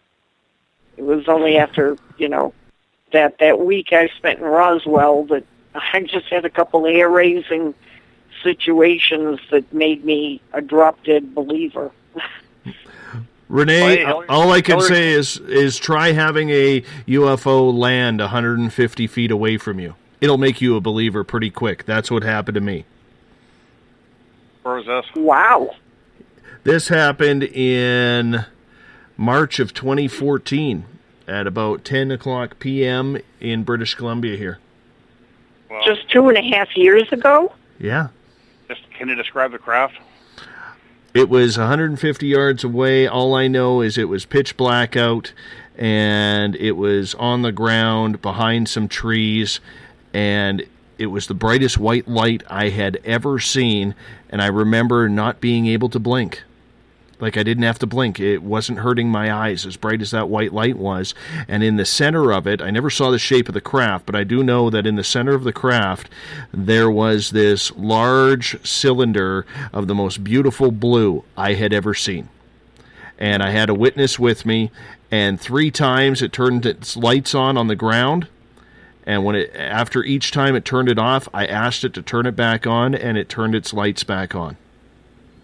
They're Telepathy. Most aliens are telepathic. Yeah, it was. It may not have hurt your eyes because you thought you saw a light, but a lot of it may not have been real light, if that makes any sense. They can telepathically stimulate your brain to make you think you're seeing light, and you're not actually seeing it with your eyes. Same with sound. Well, the way there was no sound, but the way this light was pushing through the trees, and the way it was lighting up, and it was a very low cloud level. Like, when you get those misty cloud days where the cloud level's maybe 50, 100 feet, if that? Yeah. The light was going right through the clouds. Yeah, so that tends to support my point. Yeah. That it might not have been real light, but telepathic light, or whatever you want to call it. There's a lot of weird stuff associated with UFOs. Like, for example, my son and I had a UFO sighting a few months back where alternately I would be seeing them and he couldn't. And then later on, a few miles down the road, he was seeing them and I couldn't. It was like they were showing off or something, telling us that they could have that ability to make only certain people see them. Mm-hmm. I fully agree on that. I've had that happen before in my life, too, just not that close. Not that up close and personal. How long did it stay there?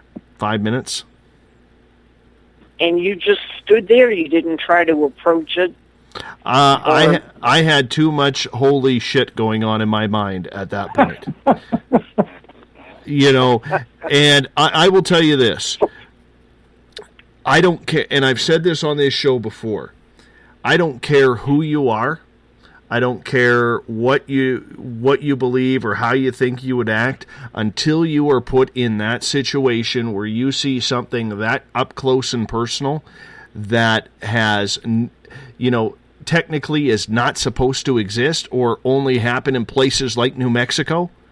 When it's happening in your friend's backyard, you tend to just take it all in. Now, I have a lot in British Columbia too. I understand. Yes, it does. Now, the interesting part about this was 5 days after this incident or this sighting, I was introduced to a young lady named Samantha Mowat, where eventually you will get to know her name. To me, she is the best kept secret in the field of ufology. She's been a lifetime contactee.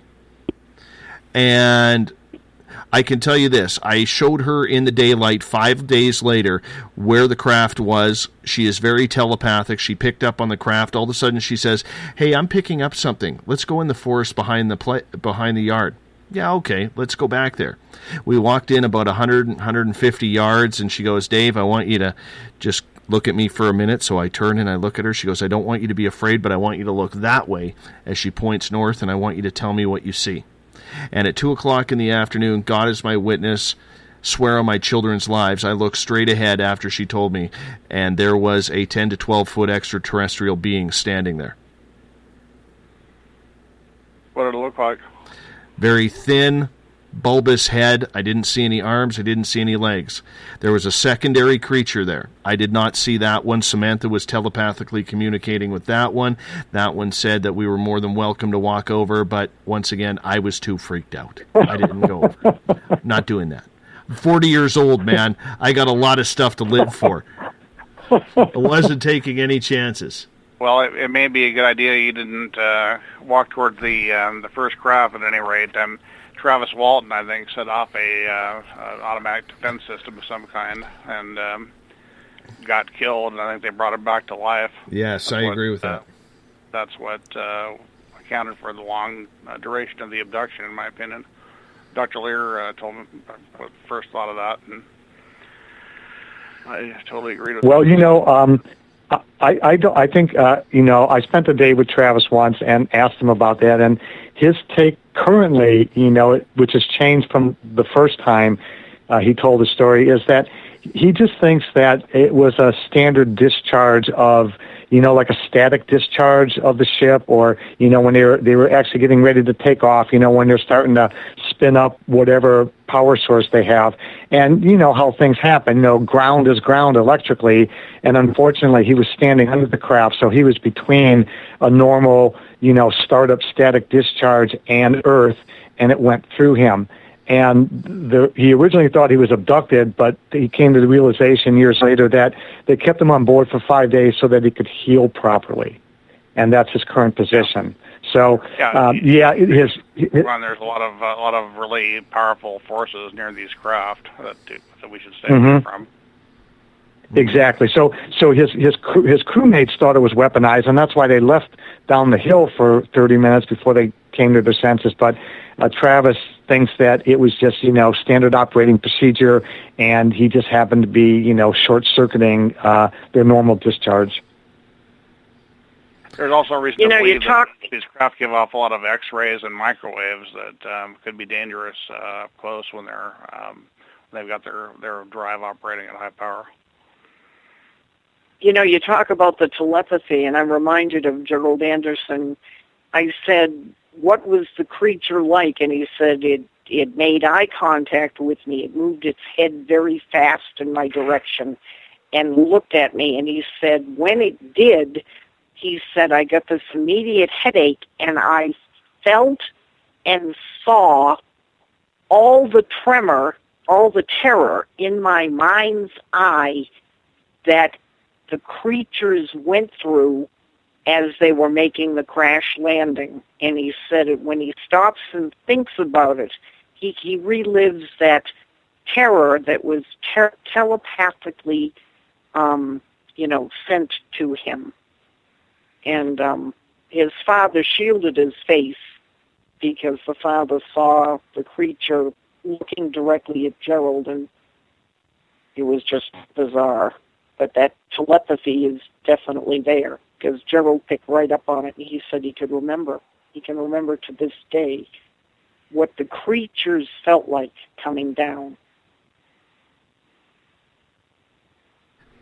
It's a surreal experience. Must down some telepathy gives you a headache. Yeah, he had a headache. And it's almost the same as what people and a lot of psychics admit to with channeling, is that it gives you a headache. It drains your body. It makes you feel like you haven't slept in days. Is that pretty much the same thing that Gerald was feeling? No, he didn't talk about fatigue. It's 5-year-olds probably still take naps. But I remember the first time he met, what's his name? Friedman. First time he met Stanton Friedman, and he was introduced to him.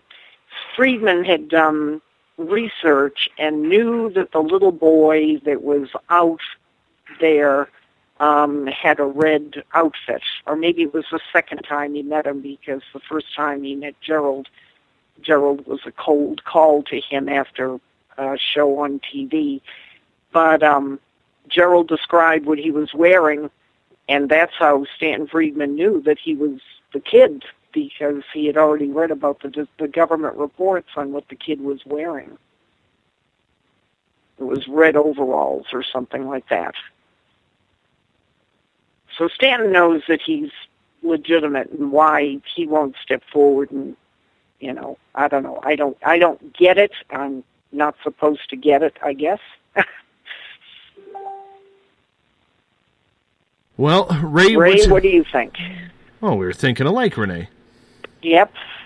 Ray? Ray? Please restate the question. Well, just in regards to the whole experience, the telepathy of everything, that it seems like people who are experienced or come in contact with extraterrestrials get that telepathic download that can just mess with them a little bit. Well, if you look at the famous case of Rendlesham Forest, Jim Peniston went off into the forest with John Burroughs and Ed Cabansang, and Peniston, in some ill-advised, superhero move, put his hand on this 10-foot glass, triangular-shaped UFO that was sitting there in Rendlesham, and he touched the largest glyph that was carved into the side of the craft and got a download. He saw lights flashing. He basically fell to the ground. And then the moment that he was released after writing his daily report, went back to his home, opened up his notebook, and wrote 16 pages of seemingly random series of ones and zeros.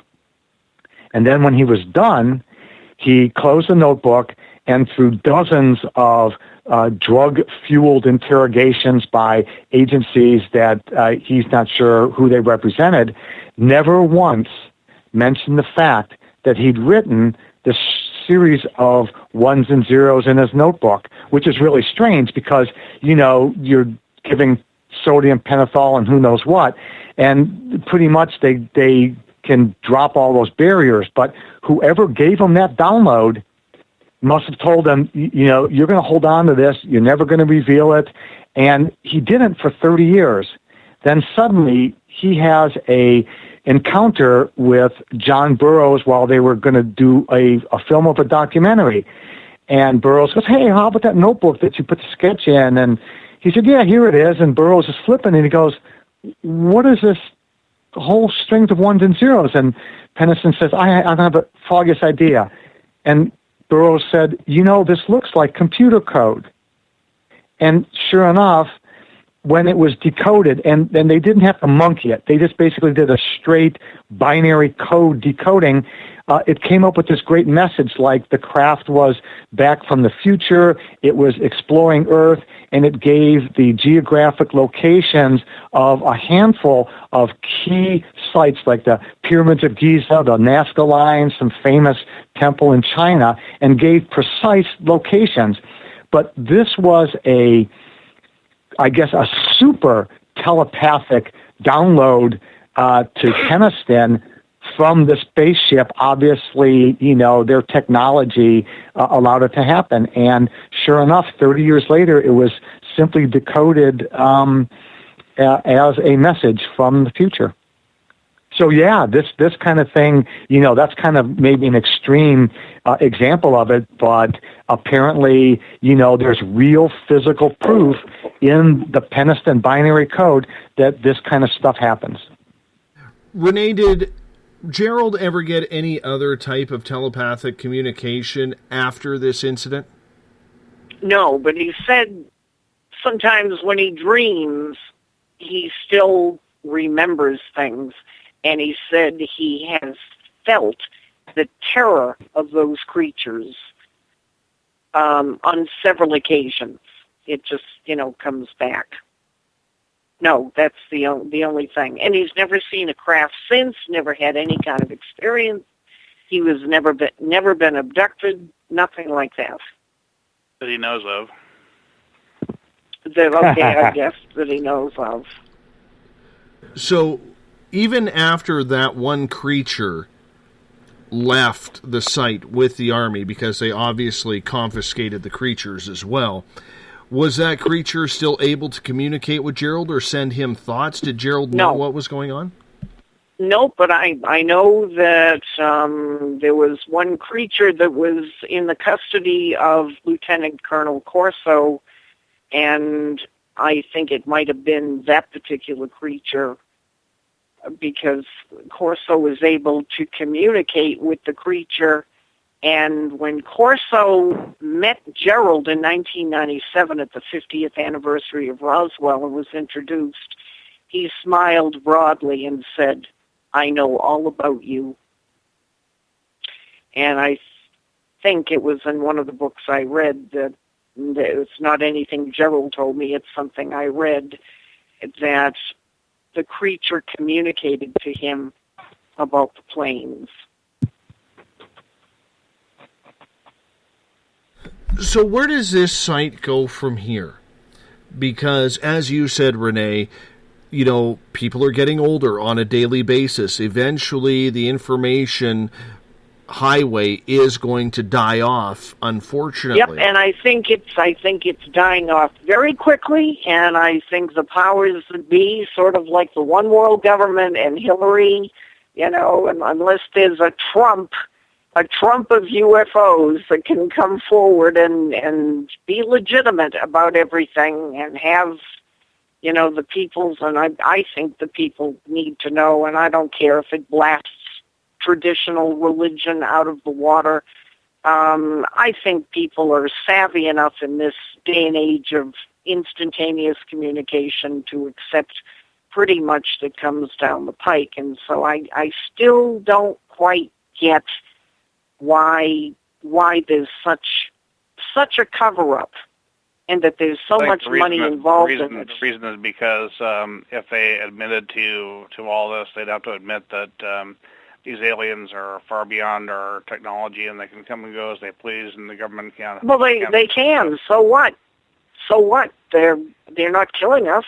It's not like that movie Independence Day. I don't think they have any intention. They've been invading for years covertly, and government can't admit that they can't keep them out because that would render them irrelevant, pretty much.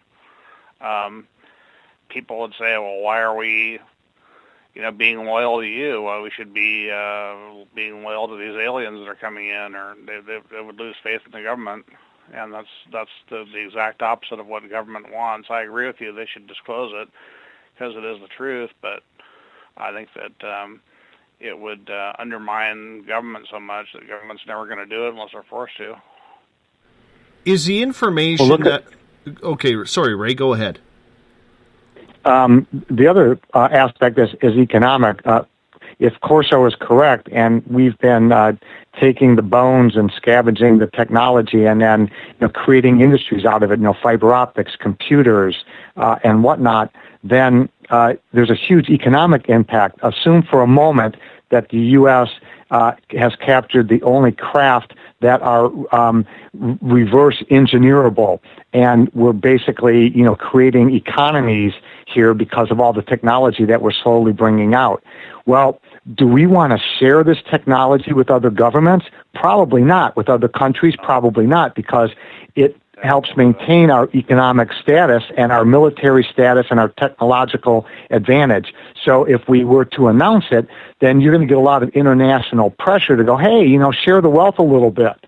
So I think that's another aspect that might explain why they don't want to fess up. And that's something that Stanton Friedman sort of expressed to me, that why would we want to have to give up the secrets that we were fortunate enough to get. But, there have been crashes in other countries also. So it isn't that other countries, that, these crashes are just taking place in the good old USA. It's been happening in other countries around the world. So they have access to the same technology we have. It's I kind of wonder, why most of the crop circles are in England. Something to do with ley lines, or, I'm not privy to that, but I don't know. The crashes are in other places too, so they can take advantage of the technology. And that's where the whole conspiracy now comes in. And it's that open door. We don't want to have that door open, but eventually, Ray, it always leads to that government cover-up, doesn't it? I spent my career working for the government, and I hear a lot of people, and many of them are making a career out of yelling, government cover-up, government cover-up. I got to tell you, we've got a lot of other things to do than to cover things up. And look at the Air Force. They were given a job they couldn't possibly do, and that's keep the skies clear of whatever was out there buzzing around and explaining it to the public. And so if you had a job that you could not do, and millions of people were putting pressure on you to do the job, and you knew you couldn't do it, what would you do? You'd quit, wouldn't you? You'd get out of the business.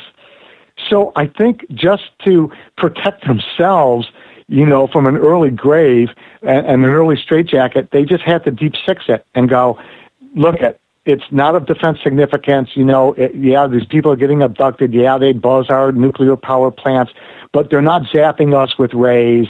They're not polluting our streams and our oceans. And, they're killing a few cows. But we can't let the public know that they're out there, because they're going to come screaming to have us do a job we can't possibly do. And so, the cover-up may not be nefarious. It may be just out of necessity to go, get off of our backs. And I don't agree with it. I'm just saying, this deep, dark conspiracy, we hate the rest of the American public. I just can't buy that on some occasions. Well, on the flip side here, what else are they supposed to do with it? Obviously, they've made a commitment to hiding this from everybody, maybe out of public fear, because as we were speaking on this show last night, Steve, we were talking about if the public was truly ready for disclosure. And if all of a sudden you come out with this, you're opening up an already frigid and fear-mongering public with everything that is going on. Now you throw aliens into the group, and holy cow, you have opened up Pandora's box. Yeah, that's true. Do you really think so? I honestly believe that. There would be panic for a few weeks probably if they announced this officially, but people can only panic for so long. Renee, you don't believe that? I think it would affect the religious community more than anything, because they then have to read in their Bible to find out, about the fiery chariot. I have some book that talks about UFO in the Bible, UFOs, and that there's never a lot of... underestimate the lunacy of the far religious community. I found that out the hard way for my exercise. Yeah. Yeah. Okay. But I think that it would be difficult for these religious fanatics to accept, and there would be some panic, in my opinion, for a few weeks, but it would die down if they announced it. Let alone all the gun fanatics, and I'm not turning this into a Second Amendment debate, but the gun fanatics would be going crazy and storing and stocking up on ammo and any type of munitions they could get. I'm sure they will be looking for rocket launchers. Well, gun fanatics are downright sane compared to a lot of these religious fanatics, I would say, but in terms of weapons, no weapon will protect you from these guys. They're experts at mind control. They can make you see things, hear things, hallucinate. They can make you do things. They don't have to resort to primitive methods like punishing you until you do what they say. They can just make you want it. They can just reach into your mind and make you want to do it. No weapon will protect you from them. You know, you're out of your league trying to fight these people. They remind me of a high-tech foreign military. They also remind me of Nazis. In fact, the Hitler's regime was the first to have contact with them. I think that they rubbed off on them. You don't believe that there are any benevolent species? No, I believe there's benevolent species out there, and I don't think the Greys that people report seeing most often are scum-sucking evil or anything.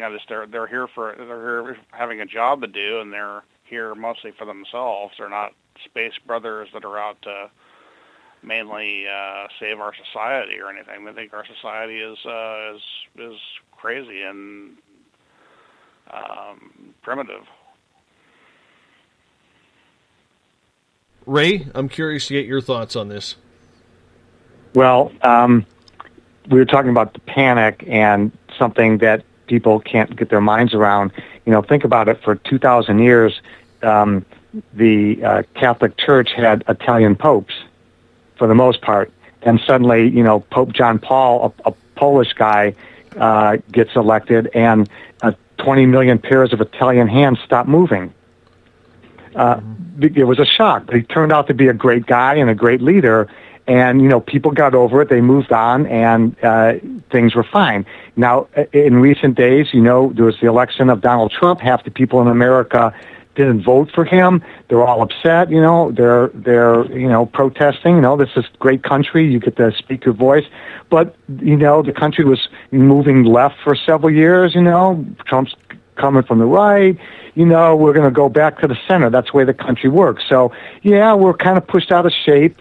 You know, 8 years of Obama, we'll get a little bit pushed back in a different direction with Trump, but lives will go on. People will do what they normally do. They'll suck it up, and they'll make the best of it. So I think I agree with Steve, and I agree with Renee that it's going to be a little bit of panic. It's going to be, what do we do, you know? But once we get our heads around it, I think then we can focus on the problems that these people are causing. For example, I know people, you know, people have come forward to me since my book got published and said, hey, you know, you're somebody I know I can talk to because you understand this.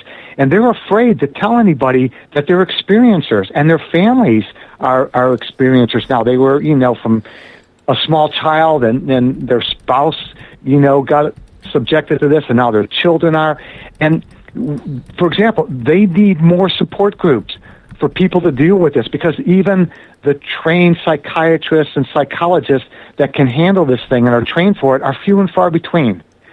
So, you know, once we face the facts, then the guys and gals who can be the therapists that can help these people, it's going to be mainstream. It's it's going to be something that is recognized and that can be treated and help these people. And if we keep it in the dark, we're doing a major injustice to all the people who are seeking help or need to help and have nowhere to really turn for that assistance.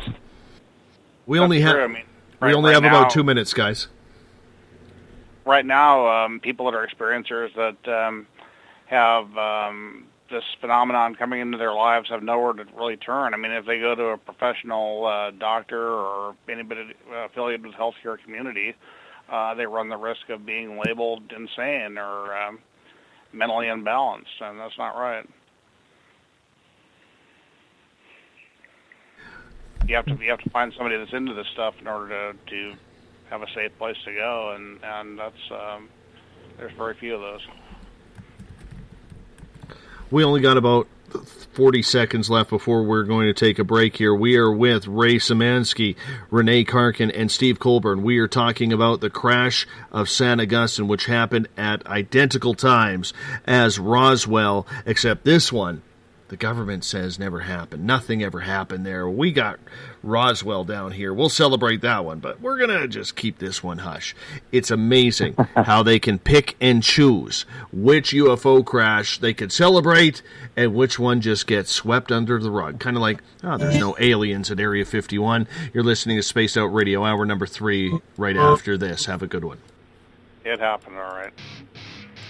The SOR Sightlines is a place for you to find answers to your strange experiences. Hi there, this is Mike Schmidt. If you have had an encounter with ghosts, UFOs, Bigfoot, ETs, or anything else that doesn't make sense, head to spacedoutradio.com and file a Sightlines report. All information you give is 100% confidential, and I will personally help you find the answers you need. SOR Sightlines, your answers are a click away.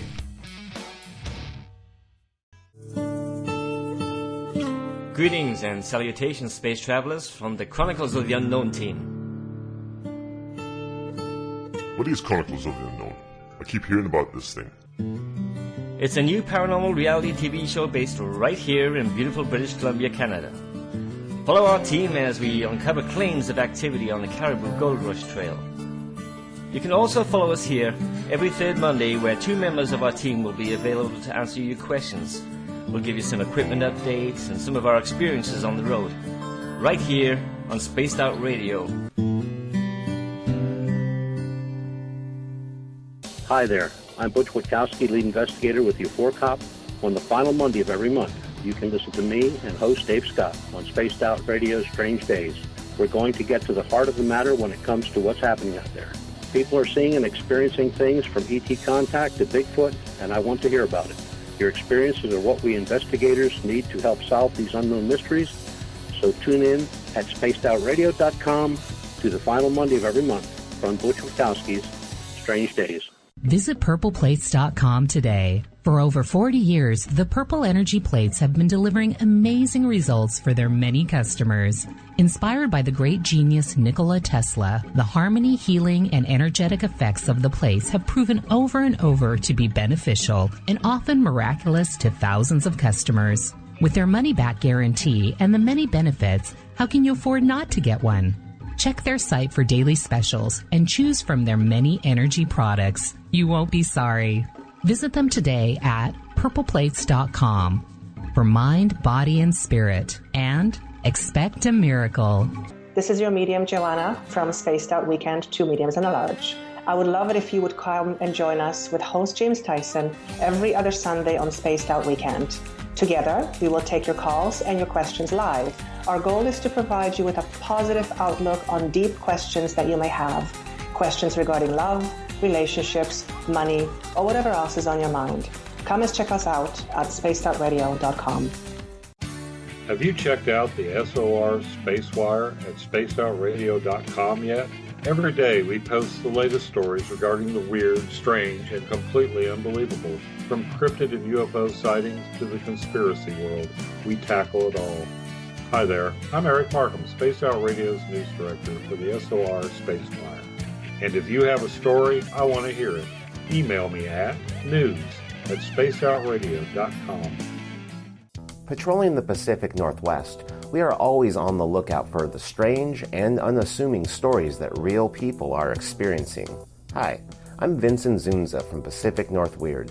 Me and Alexandra Sullivan have teamed to bring to you those odd stories that never seem to make it into the mainstream.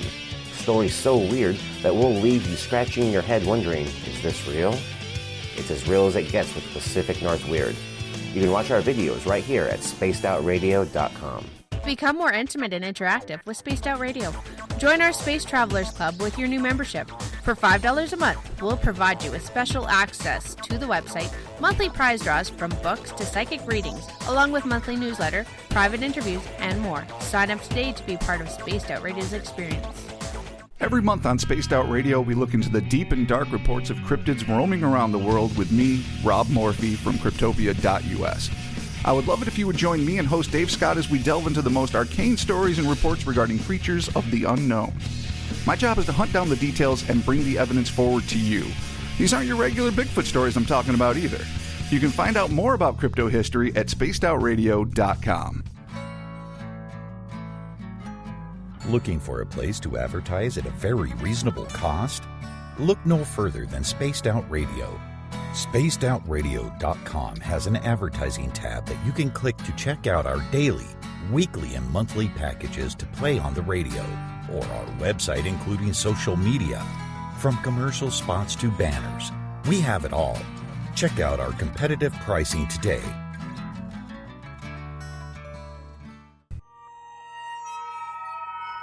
You hear footsteps in the empty room above you.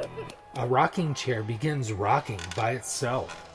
Don't be afraid of the things that go bump in the night. Reach for Spirit Storybox, the iPhone app the Huffington Post UK called the only ghost hunting app you will ever need. Spirit Storybox. The spirits are telling their stories. Are you listening? Strange creatures lurking in the night, the sounds of wood knocking in the forest, odd happenings right out of a fictional world. These are the reports I love.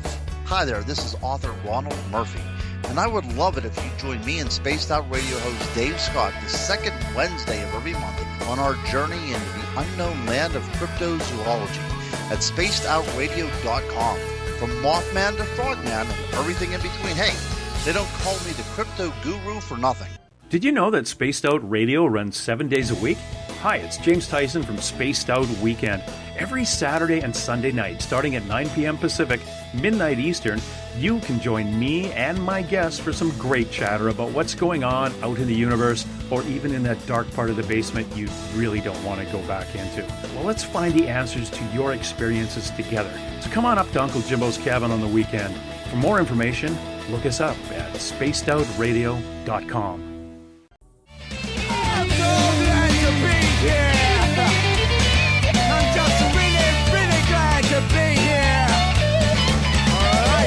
Would you like to connect with us on Spaced Out Radio? Head to spacedoutradio.com to check out the latest shows, guests, and sponsors. And don't forget to sign up for the Space Travelers Club. You'll find all you need at spacedoutradio.com.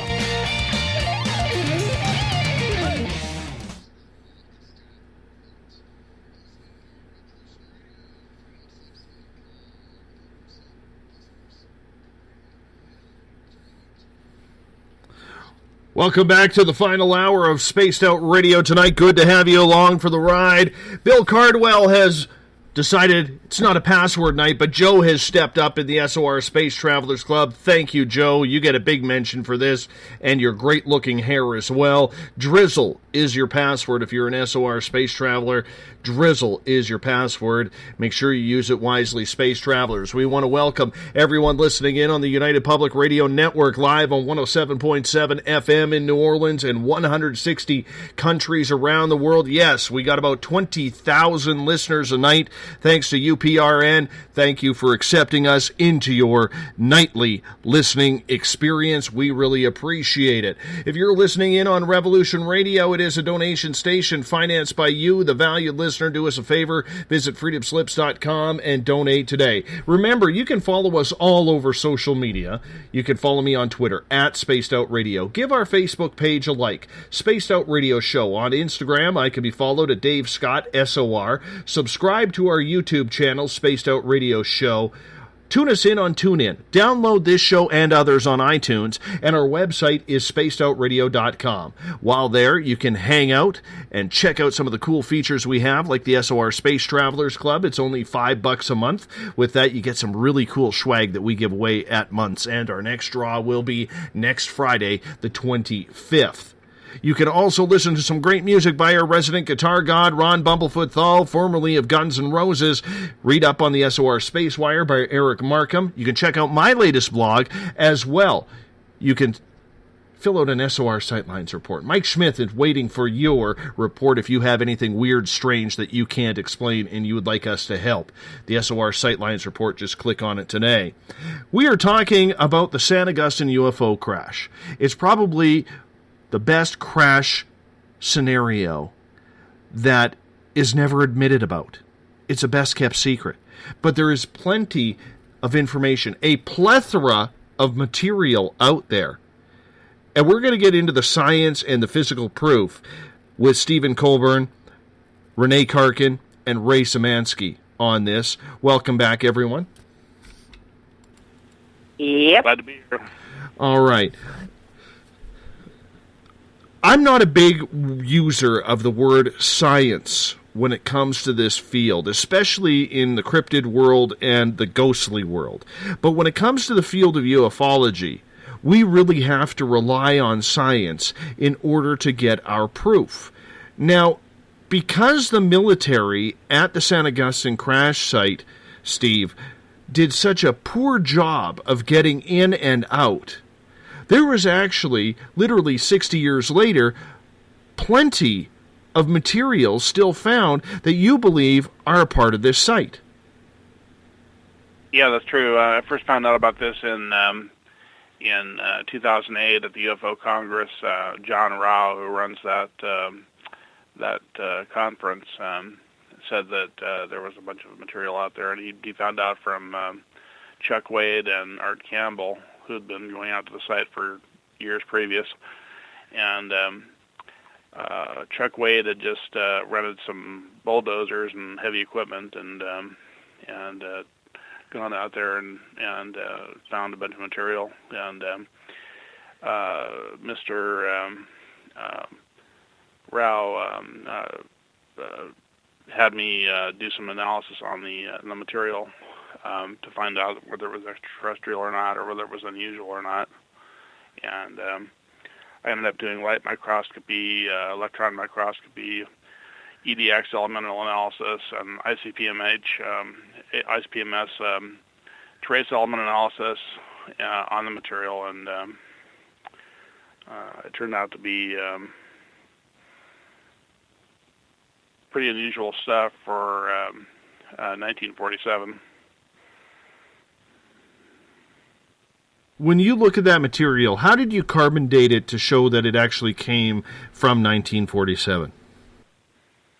There's no way to carbon date the material. I mean, there's no way to date it really at all. I mean, but it certainly looked like it had been in the ground for a long time by the amount of corrosion. And the trace element analysis showed some unusual elements like gallium and rare earths, uranium, thorium, and to my knowledge, there were not any alloys in existence in that time frame that would have come from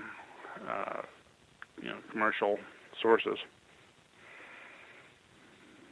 Were there any materials that were recovered that had any metals or materials that were very strange to this planet, or maybe very extremely hard to find on Earth? No, not really hard to find. It just that the trace element patterns didn't match aluminum commercial sources at that time. They use some of these trace elements now to strengthen aluminum, although the mechanical properties of the material were not that unusual. But sample W6 did seem pretty strong, but we didn't get mechanical properties on it because the samples were very small, and you need fairly good-sized samples to do mechanical testing. I wouldn't be surprised if W6 would turn out to be at least somewhat stronger than current terrestrial aluminum samples.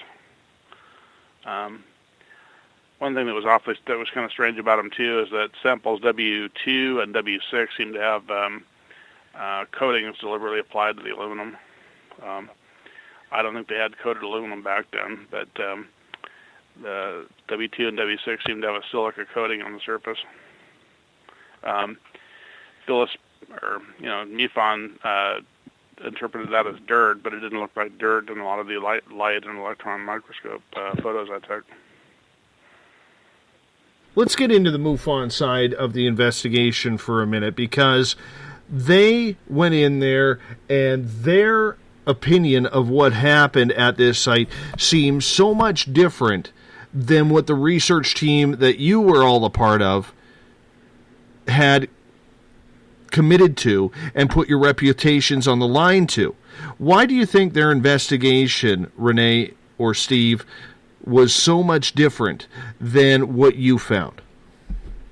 Well, I think that to be quite honest, I think their investigation was a whitewash. I mean, I was trying to go where the evidence led, and I think they were just trying to show that it was not extraterrestrial by whatever means necessary. I know that the person that I promised not to reveal her name, but the person that did this analysis that was trying to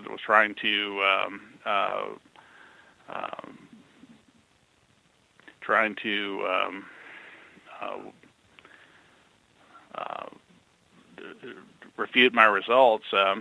In this case, committed a fraud in another investigation just recently that I found out about. So I don't have much confidence in her whatsoever. And her report in this case seemed to be a total whitewash. Well, it was not an impartial secondary analysis either, and we didn't find out about that until the conference call in early September 2014.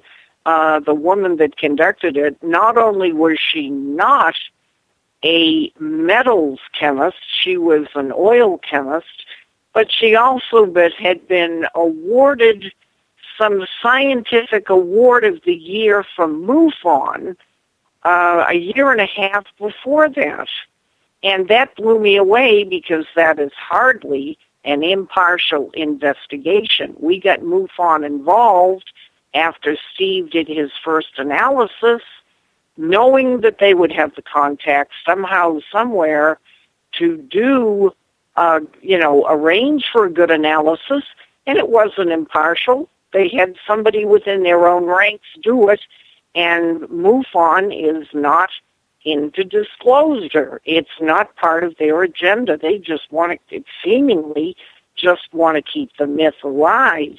Plus, when Steve got a copy of the report, it was not a line-by-line, even analysis. They hardly, pardon the double meaning, they hardly scratched the surface of what needed to be done. No, my report was more thorough than theirs. I mean, to put it bluntly, and their ICP-MS analysis, they were depicting as the end-all, be-all. It was it had an error 10 times greater than the one I did or had done. So that's part of the basis I'm which I'm saying this is a whitewash. If you're going to say that analysis is the end all be all, you want it to have a lower rate of error than the one that was done previously, not a higher one. Ray, you're sitting back listening to all this. I'm curious what your thoughts are. My thoughts are as follows. I was made privy by the person who wrote the report for MUFON. And what happened is there is a PhD, a very well-qualified individual who ran the tests for MUFON. And I read the report, and there were a couple of things in there that didn't quite strike me as being, proper protocol. And it's not because, I'm an ICP-MS expert. It's just, some things didn't make common sense. And one of those was a handful of statements throughout their report, which is UT085, that stated that the samples or fragments, if you will, that they tested in ICP-MS were covered in dirt. So I thought that was very unusual, because it would seem to me if you wanted to inspect anything, you would take away, the non-integral part of it, like, grease or wax or dirt that was on it, and get to the actual metal that formed the fragment itself. So I found out who the actual person was who conducted the test, who actually ran the ICP-MS test. And I had a 20-minute conversation with this individual, and I asked him directly, I said, did you clean the sample or samples prior to doing the ICP-MS and, the thickness measurement? And he described in long, gory detail how they did that, and said, yes, of course we cleaned it. That's what you would do. So I then went back to the MUFON person who wrote the report. So they basically took this PhD's data and created their interpretation of the data and wrote a report. So I said to the writer of the report, I basically just talked to the guy who did the stuff for you, and he said that it wasn't cleaned. And they came back and told me, oh yeah, it was unclean. That's right. No, we never cleaned it. So now the guy who actually did the work, his, verbal accounting of the process that he performed is pretty much opposite what the person who took his data and wrote about it. So, there's a conflict there, and I just, it throws the whole report in my mind into question. If we can't get something straight as simple as, did you or did you not clean the item that you performed the test on, if you can't get that right, then, man, I have to question everything else that's written in that report. And that's where it sits. I've got that report, and I've got, Steve's original analysis where he calculated values, and then a third item where he actually did direct measurements. And I also called a company that does ICP-MS testing on a daily, hour-by-hour basis for people like the aerospace industry. And I talked to the quality control manager, and I said, if you've got a piece that you're going to do an ICP-MS test on and it's dirty, what do you do with it? He goes, oh, well, we'd clean it in an ultrasonic bath. Of course we would, which is consistent with what everyone is telling me except the person who wrote the MUFON report. So I'm confounded by it. I don't know what it means. It just doesn't make sense to me, and that's what I know.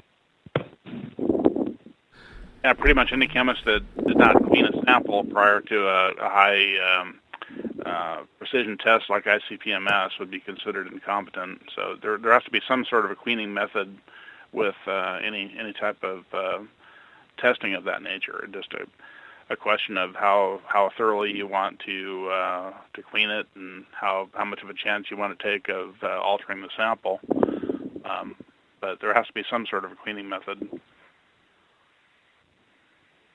So with the material that you gathered, and Steve, I'm going to focus on you here for a few minutes, did MUFON get their hands on any of the metal in their investigation, or was that kept from them?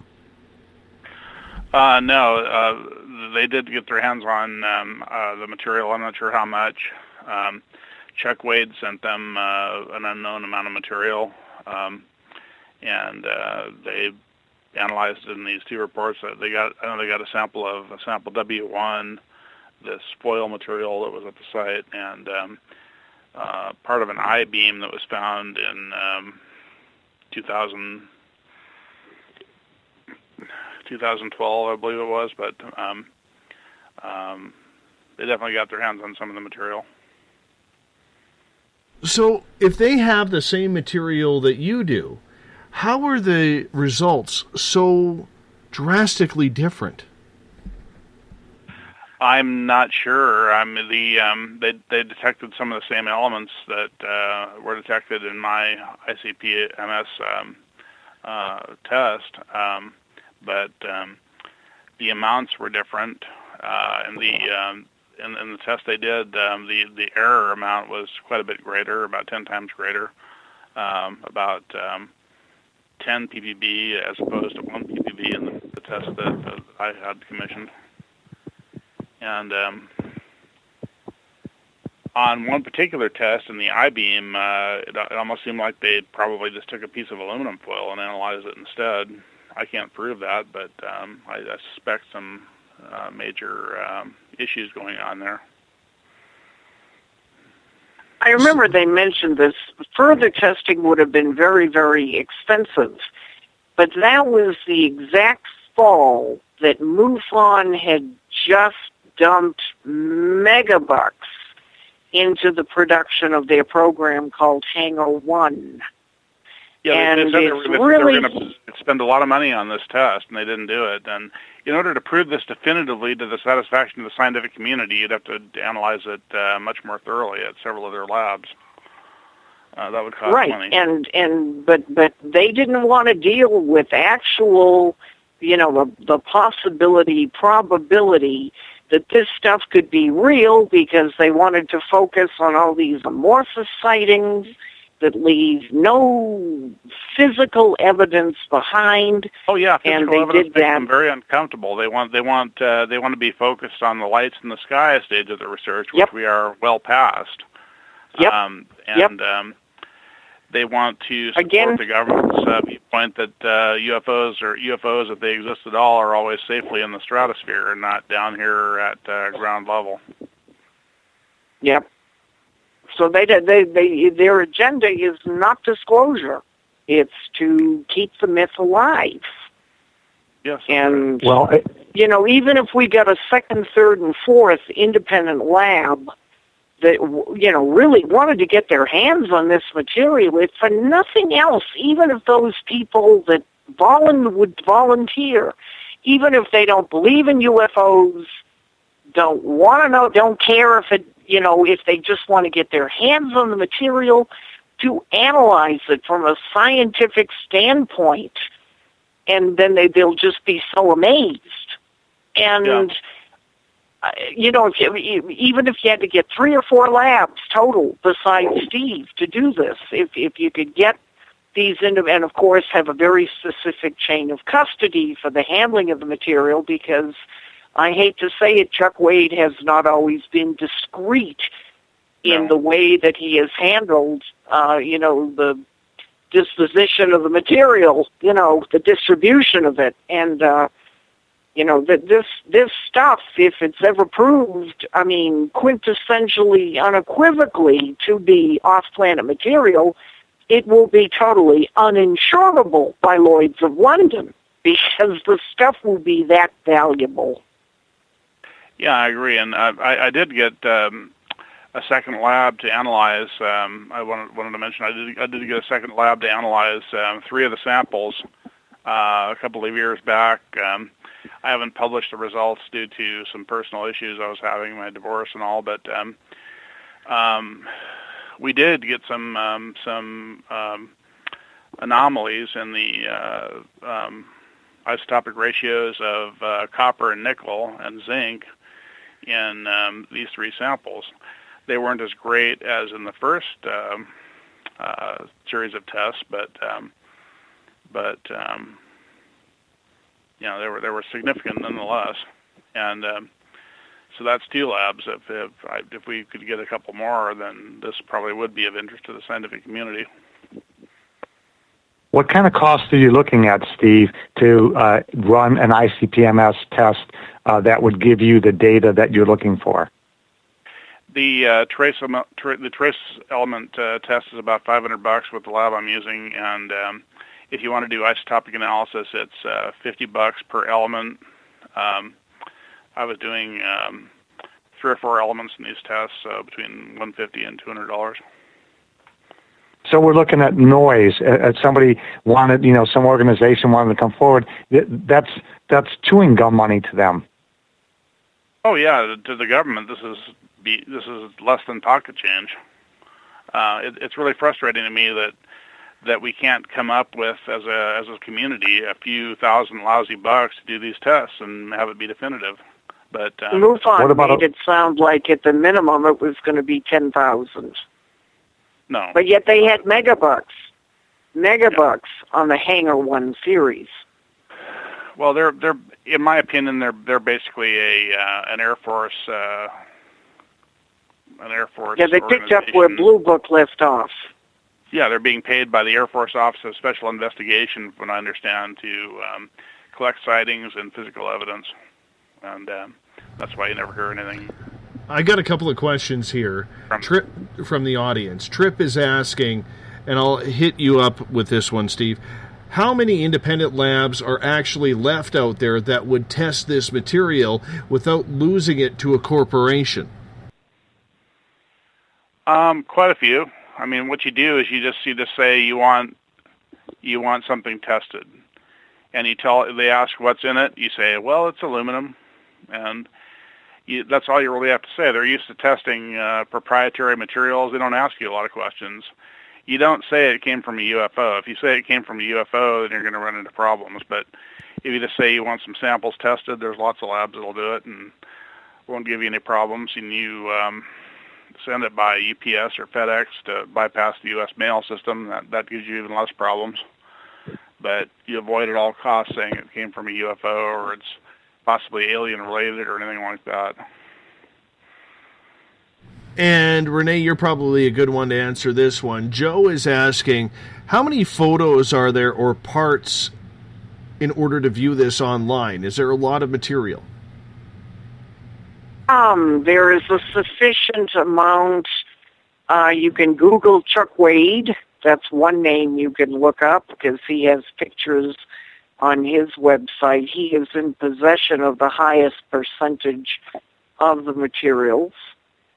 Gerald Anderson has given several people, and I'm even not privy to who all those people are, but he has distributed a lot of the stuff that he had collected in many different hands because I guess he just doesn't trust the government. If they decide to come raid his house, they're not going to find much. I don't know how Chuck is safeguarding his stuff, but you can also look up under Art Campbell, Arthur Campbell, UFO, Plains of San Augustine, and his book called The UFO Crash at the Plains of San Augustine has several pages with pictures of the material. Of particular interest is the honeycomb material, because there was a downed UFO, I believe it was in Japan, somewhere in the early 50s, and some of the material that comprised that craft is the same material that we found at the Plains of San Augustine. It's been called the honeycomb material, and Steve referenced that in the first hour when he talked about the rust-colored material that had something to do with propulsion. And that stuff, a big handful, it looks heavy, and when you're holding it in your hand, you don't even know you're holding anything. Absolutely feather light. Yeah, well, the honeycomb, the hexagonal array like that is the lightest and strongest array possible. That's why honeycombs are made that way. Steve, how would you answer the following question? people claim that honeycomb material is from a experimental craft that the government might have been running, or preposterous things like it's part of a refrigeration system from a normal refrigerator. How would you respond to those kind of comments? Somebody said, I forget who it was, but somebody said that it was part of an SR-71 that was dumped there. And I would just say that... Yeah, but that crash was in a separate section of the plains, and the plains is so huge, you can't compare what happened at our site compared to where that craft landed. Separate animals entirely. SR-71s are made of titanium anyway, and not aluminum. They have to stand up to a high heat. UFOs not have to stand up to such high heat because they have a gravitational field around the craft that moves the air away from the craft and not that much hits the material itself. So, in any event, they don't get very hot compared to a craft that does not have a field around it. And and that's the reason why photos of UFOs have this fogginess around them, and people say, "Why can't we get a clear photo of UFOs?"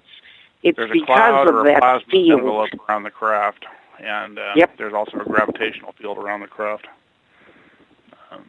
Anti-gravity is the only way to fly. I mean, the U.S. government's been aware of how to do anti-gravity for quite a while, and frankly, rockets would have been obsolete in the 80s if all the classified technology were allowed out. Dave, regarding those photographs, I have a bountiful library of them from Art Campbell. So if he gives me permission, would you post some of them on your website? Absolutely, we would. Absolutely. Okay. I'll contact the owner of the photos and tell him what we're up to and see if I can get some permission to send you a couple. That would be great. I have a follow-up question for you, Steve, from Tripp, and he is asking, getting back to the independent laboratories, wouldn't an unknown element be a red flag for strange material, and that might be the reason why maybe some of this disappears? Sure, an unknown element would be a huge red flag. I detected no unknown elements, but then again, we were not looking for any. But the elements we did detect, several of them had strange ratios of isotopes, and that often indicates an extraterrestrial origin. Either these samples were extraterrestrial and probably came from way outside our solar system and from a different part of the galaxy, or they were exposed to very high levels of neutron or proton radiation. Either way, they're very unusual. Renee, do you trust this material going to different laboratories for the sake that it might disappear? Well, you have to have a chain of custody. I'm not familiar with exactly how that works. I know that Antonio Paris was sent a lot of samples by Chuck Wade for analysis a couple years ago, and I guess he was trusting the wrong person, and when Chuck queried, after a couple months, hey, when am I going to get the stuff back, Antonio Paris evidently told him, it was all junk, we threw it out. So when you say about, passing it along to somebody, there's an example of somebody that was given it who was untrustworthy. Even if it had been tested as junk, it was still the property of Chuck Wade and should have been in good conscience and good ethical business practices sent back to him and not just thrown out. And all of us in the Plains gang were a little upset with Chuck for his handling of that situation.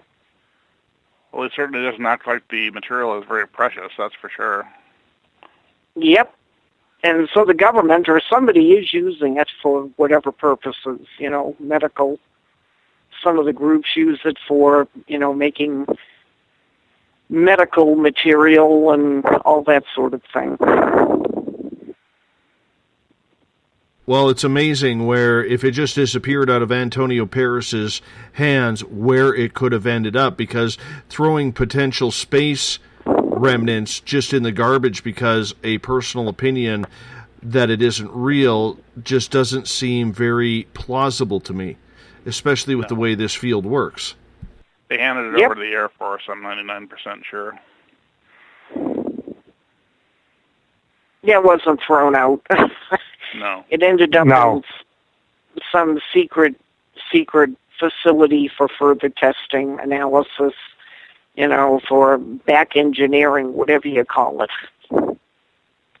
And I think further insight into the Paris situation, you can find a quote from him online in an article that was widely distributed.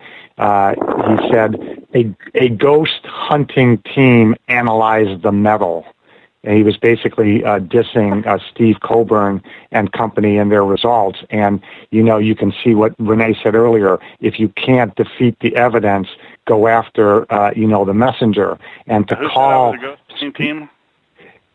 In the article that Antonio Paris wrote regarding their assessment of the material they got from Chuck Wade, and I'm reading it because I wrote it verbatim from the article I read, and I can send that to you later, Steve. It said, a ghost hunting team analyzed the metal. And I can only assume that since you were the only non-MUFON team to test it, that indeed he was talking about your efforts. And so it just kind of shows the mindset. Yeah, I take great exception to that. I'm a scientist, not a ghost hunter. I've never hunted a ghost in my life. Yeah, so it just goes to show you the mindset of this investigation if those kind of, inflammatory accusations are being leveled. There's an interesting expression. You're over the target when there's lots of flack. Yeah. Well, in this case, because they're trying to bury this site, you could almost say the opposite. You're over the target when there's no flack. That's definitely one way to look at it, for sure. I mean, if you are literally taking a lot of heat over this and criticism, a lot of people will, to play devil's advocate, say, why haven't you brought this to the mainstream media? Why haven't you been able to get any of this material on a documentary on History Channel or Discovery or something like that? And I think that's a valid question, Renee. Yeah, and why isn't, with Gerald Anderson being the last living admitted witness? I mean, there are probably some guys in their 90s now who were young soldiers in the Army at the time that Gerald was 5. And they're probably either senile, sick, or their Social Security pension checks from the military, depend on their silence. But Gerald doesn't get that kind of a check from the government, and he was 5 years old at the time, and he's 75 now, and he still has his smarts. Why aren't they knocking down his door to get his testimony and to open up the case? It's because Dave, there is a cover-up. Period. The end. Not only that, but Hollywood, Dave, you put your finger on it at the start of the show. It's not a sexy story. In Roswell, you got lights in the sky. You got some guy with another guy's wife in a truck that saw it happen. You've got all these witnesses intimidated. You've got this good-looking rancher. You've got the sheriff involved. You've got all these death threats. You've got things disappearing, So you got all this sexy story. What do you have for the planes? Hey, dude, we found this piece of metal, and oh, by the way, all scientific tests we've run on it show that it's from an extraterrestrial craft. End of story. You have like a 15-second documentary. So, unless you want to go through all the backstory and how the guys found it and, that kind of thing. But like Dave said, it's not a sexy story. And I think that's why you don't have History Channel and Giorgio Tsoukalos and all those beating down the doors of the Art Campbells and the Chuck Wades of the world. And I think they're missing a great opportunity here. And talking to the Steve Colberns of the world. Yeah, that's a very good point. Yeah, there's not a lot of backstory to it. Do you think that they are ignoring this story on purpose, whether it's ancient aliens, whether it's, we know Stanton has interviewed about it and he has discussed it, but there's a lot of heavyweights out there that aren't even going near this story. Do you think that they've been wrongly influenced, or do you think that they are just out to lunch with the topic, Renee? Both. I think that some of them have been threatened by government sources. Leave it alone. It doesn't exist. It was disproved in the 90s. And without further ado, they drop it, and they're still looking for the lights in the sky and the Phoenix lights and things that they can't deny. You couldn't deny the 5 guys in the truck with Travis Walton. Right. I mean, there's only one witness, one living witness to this right now, and several pieces of metal scattered around. And it's easy to disavow because there aren't the witnesses, there aren't the couples in the car. There wasn't a sheriff involved. So they can sweep it under the rug. But this is what doesn't make sense to me. We know the government is going to sweep it under the rug, Ray. We know that they don't want anything to do with this. They have a tough time enough as it is, with Roswell still being as popular as possible, and it seems like they've just given up on that one. But this one they have full control of. And it doesn't help the fact when the field of ufology continues to do the exact same thing and push this testing away and this site away, much like Renee has stated. Like, that makes no sense. What are we in for? Isn't this what we're supposed to do? It is. Unfortunately, the field of ufology has been infiltrated by those who would like to see it fail. They're operatives, and who they work for, I don't know.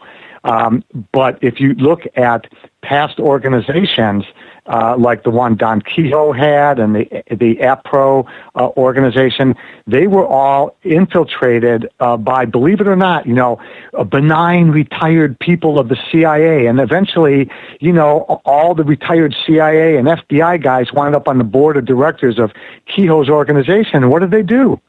They got rid of him because he was the only honest one of the bunch. And then the next thing you know, his organization goes defunct. So it's an infiltrate, and I'm seeing the same stuff here. For example, and I'm not going to name names again, but, you have a very reputable PhD that did the testing. You have somebody who's done scientific analysis, even if it was in the oil field, but somebody who's a scientist for 40 years and has done this kind of thing, and yet they didn't have to overkill the report, because their results that they published showed that it was terrestrial material. Yet they threw in all of this smoke about, the sample had dirt on it and other things that just didn't make sense in the context of, you already proved your point. Why did you throw this very suspicious phraseology about dirt on the metal? You didn't have to do it. So it seems like, the more we can obfuscate, the better, and so I see a lot of it, and that's just a singular case. I've seen respected researchers give a talk at a major conference, and I had a page and a half of notes for things that I know were blatantly false that were stated on that stage, or things I suspected were false, and I couldn't cross-examine a person in public because they filibustered through the 15-minute Q&A session they were supposed to leave. And I know these were false things, and I shake my head going, I worked on the base, you're talking about the base, You cannot fool me. So I know that there are people out there that are operatives of who I don't know, but they're definitely guilty of misinformation and intentional disinformation. And I see it all the time. So the government doesn't have to do anything because people are already working to destroy the UFO community, and I'm sure they've been at it for a long time, as evidenced by the things that happened to Keogh and the APRO Association. Is that CIA, NSA, some sort of hidden black op? What is your take on it, Ray? Well, just look at the people who were put on the board of directors of Keogh's organization. They were basically mostly retired intelligence agents. So that's a known fact. It's a provable fact. So, 2 + 2 in this case equals 4. And what happened? Keogh was ousted. He formed the organization. It doesn't take a rocket scientist to figure out what happened. What their motivation was, I don't know, but the fact that it happened is a well-documented fact. And is it happening again? Could it be happening to MUFON? The people I've talked to MUFON, like I briefed the North Carolina chapter, great people, love the director down there, exchange great information. I just briefed Michigan MUFON a week and a half ago. Love those folks. So it seems like on a local level, they're making progress. They're trying to, find a solution. They're out there doing the investigations. At the national level, maybe there's a movement afoot to maybe squash the organization from the top. I do not know, but I'm seeing some smoke out there, and I'm getting suspicious. Renee, what are your thoughts on what Ray is saying in regards to where there's smoke, there's fire in regards to the cover-up? Oh, there's no doubt. I mean, I'm just a little old grandma from Deming, New Mexico, but I'm not a stoop. And you begin to connect the dots, and then you go to the meetings, and then just my dealings with several of the people through MUFON, and they're perfectly polite, but it's just, cut through the crap here, kids. Come on, let's put our big boy pants on, and let's attack this from a scientific standpoint, and let's move forward with this. You can interview so many people so often, but you've got to get down to the brass tacks. You got to get past the bureaucracy of the baloney and the crapola, and and everybody's got to be on the same page. That's the problem. Not everybody's on the same page. And if the government, which has the money and the power, doesn't want to have disclosure, it ain't going to happen. They'll do anything and everything to delay. It's like MUFON completely delayed their analysis. I had started one September of 2013, and making all the contacts on behalf of the guys, and it was September 14th. One full frigging year. 1 year, 365 days before we had the conference call with the shoddy results. And all you'd have to do is just, they have the contacts, but they don't want to use them. And I think they figured we're a bunch of amateurs. I mean, okay, I'm an amateur, but I'm not a dumb amateur, okay? And then you had, Chuck Wade. I guess they thought he was an amateur, and Art Campbell, older men that they figured they could just blow off with their delays. And people do get discouraged when there are delays in the process, and they begin to kind of fall off the train. So we hung in, and I pushed, and I sent emails, and finally we got it, and it was just so incredibly disappointing because it just was a shoddy analysis, and it was deliberate. There's no doubt about it. No doubt about it. I mean, I can't put my finger on it, but it's like you have mother's instinct about these things. When your baby is purposely being set aside, and it was very discouraging. And it's interesting now, almost 2 years after you initially interviewed me, to be back talking about this again. But I'm not hopeful that anything's going to come of this. I mean, because who is going to offer to do the secondary analysis? Despite, and I've heard random things, how much it's going to cost to analyze and to do it comprehensively. It has to be a comprehensive analysis. It can't just be a surface thing. I mean, Steve will tell you you're going to have an electron microscope. I mean, it's not a simple thing. And then who's going to publish the results? It's okay, the scientific community might come up with the conclusion that it's, off-planet material, but what are they going to do with it? Are they going to be able to get the government? And I'm here to tell you that the minute you mention UFOs or aliens, no scientific publication in the country will touch it. Yeah, they're afraid because of funding and government contracts they might have. I mean, it's a spider's web of deception, intrigue. Talk about material for a wonderful movie or something. This is it, This has the makings of everything that is just, it's got romance, it's got interesting people, it's got history, it's got a subject that's out of this world, literally and figuratively, and I just can't believe it. Part of this is what's made me a little bit more cynical than I was just 5 years ago. I kind of lost faith in the good Boy Scout values, Where have they gone? What happened to America apple pie, motherhood and the American way? Where's Superman when we need him? He's Canadian, I hate to tell you. We lost our compass. Superman is Canadian, okay. Well, he was drawn by a Canadian. I just had to throw that in there. We only got about probably with my emotional overreaction to all this, anybody who is part of the cover-up, part of the government black ops, whatever group is controlling and pulling the strings, they're probably laughing up their sleeve at me. And you know what? I'm going to be like Trump. I don't care. I know what's right, and I'm going to do what's right. And I just hope there's somebody out there with power that has the same attitude.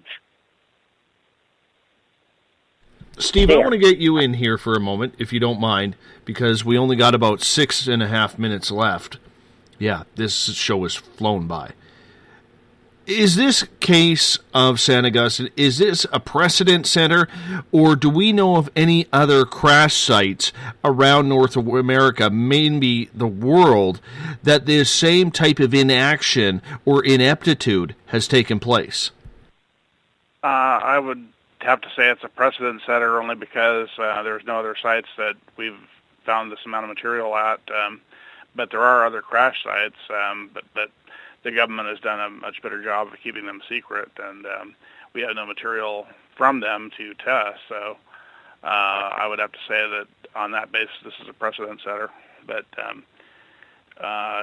yes and no, it's not really a precedent setter in that we know it's happened before, we just can't prove it. Do you think there's any other cases similar to this if we just stick in North America? Could you say Kecksburg? Yeah. Kecksburg, Kingman, Arizona, Aztec, New Mexico, several others. There was a crash in Mexico back in the 80s. I forget exactly where it was, but they called it Mexico's Roswell. But do they have material proof? No, that's what I was saying. Other than imprints in the ground. There have been other crashes, but this is a precedent setter in that they've tried to cover it up, and we also have proof that it occurred and material from it. It took years of detective work by the Art Campbells and the Chuck Wades of the world in order to discover the site, to bring Gerald Anderson in there to show him, oh, you're only 100 yards off. So, this was the perfect storm of the perfect people to put together to uncover it. And I don't know if you have that perfect group of people with, enough clues like Art and Chuck and everyone had, and their own Gerald Anderson to make this kind of discovery. So I think, for me, this is like a one-in-the-world kind of opportunity here and a discovery, one-in-the-world kind of discovery for the civilians of the world. And unless there's maybe a crash site that just hasn't been discovered, that was before radar, maybe in the jungles or the high mountains of Canada going into Alaska, where it's so remote that you're not going to send people, even airplanes, into that area. Maybe it's under a glacier or something along those lines. That's the only way we're going to get another opportunity at something like this, especially today with all of the technology out there. Would you agree, Ray? Yeah, and this one has a living eyewitness still, which is something that you're not going to find. If it's in the jungle, they're dispersed, they see it at a distance. This is somebody who saw it, touched it, was within, inches, millimeters of it. So that's what makes it unique. And then you just had this group that came along that had this vision and had all these clues and did their research. And one's a history professor. He knew how to piece together the story. So very unique. I think, time is now. Maybe we need to do one of those fund me sites where we put up the story and we go, hey, I know this isn't, some crippled kid or, we're not trying to cure cancer here, but all we need is a couple $1,000 and we could change the history of this planet. So I can't imagine we would fail if we would set up a site like that and got some public funds going. Renee, 30 seconds for your final words. I don't have any final words. I've pretty much said everything. I know it's real. Gerald Anderson is real. And I think for history's sake, if we don't grab onto this within the next 6 months to a year, it'll be gone. It's now or never. Steve, would you agree with those thoughts in your final words? Yeah, I think that more attention ought to be given to this, and this is a real UFO crash site, in my opinion. And my other final words are: if anybody out there has physical evidence or a sighting, don't trust MUFON. Trust independent researchers like myself. And Ray? I'm trying to stay neutral. I don't really have a dog in this fight. I don't have the emotional ties like Renee does. I don't have the technical expertise like Steve does. But I'm a really good judge of, I would put a lot of people in the room at the same time. I let them tell their stories, and that's what I've been doing on this case. And when I compare the stories, they're just not matching up. So I still want to do a little bit more investigation, but, I have to lean with the Steve Colberns of the world and the Renee Carkins of the world saying, I think they're the ones on the right track, and they're the ones actually putting most of the truth out there. So, it's a TBD for me, but I like what I'm seeing out of Steve's camp and his work. Thank you, Ray.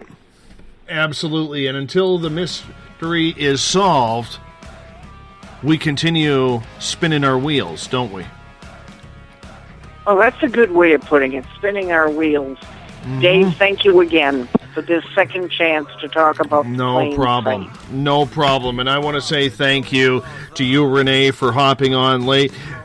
Ray Szymanski, man of clear vision here, my friend. Man of clear vision. And Steve, it was an absolute pleasure getting you on Spaced Out Radio for the first time. It was amazing, some of the things that you said. I just want to say thank you so much on behalf of my audience and doing this. And you know what? I'm going to get you guys to hold on for 1 second because I'm going to close this thing out. If you're listening in on the SOR side, you are hearing Mr. Ron Bumblefoot Thal, formerly of Guns N' Roses. He has taken us in and brings us out of every single show here on Spaced Out Radio. He is the official guitar god of the mighty SOR. Now, reminder to you, there is no show tomorrow night with Uncle Jimbo James Tyson. He'll be on an investigation with me. Yes, We're going to play with ghosts tomorrow night at a charity event in the sticks around my place. Try and raise some money for a good cause, and the community seems to be accepting of it, which is going to be a lot of fun. Cannot wait. I will be back on Monday night, Chronicles of the Unknown. We talk paranormal, our round table tonight, or on Monday night. It's going to be a lot of fun. Remember, you can tune this show in and catch any others on iTunes. Just download it if you have an iTunes account. If you don't, go to TuneIn. You can hear them there, or on our YouTube channel, Spaced Out Radio Show. Literally, the archives hit in about 2 minutes. It'll be really, really quick. You can listen to them there for free.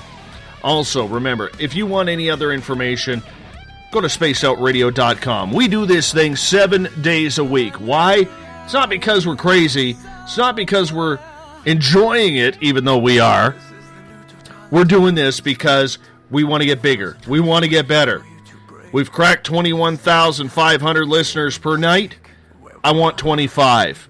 I can do that by each and every one of you telling a friend, sharing our posts on Facebook, Twitter, Instagram, Tumblr, whatever else is out there. Let's just get to it. Let's make this one big happy family. I'm gone. My bag is packed. I'm going off into the wilderness to find my Zen, my Chi, and maybe a nice Sasquatch cave with some Wi-Fi so I can keep in touch with all of you this weekend. You have a good one, everyone. Much love. Talk to you on Monday night. Stay safe this weekend. And if you're playing with ghosts, just tell them Dave said hi.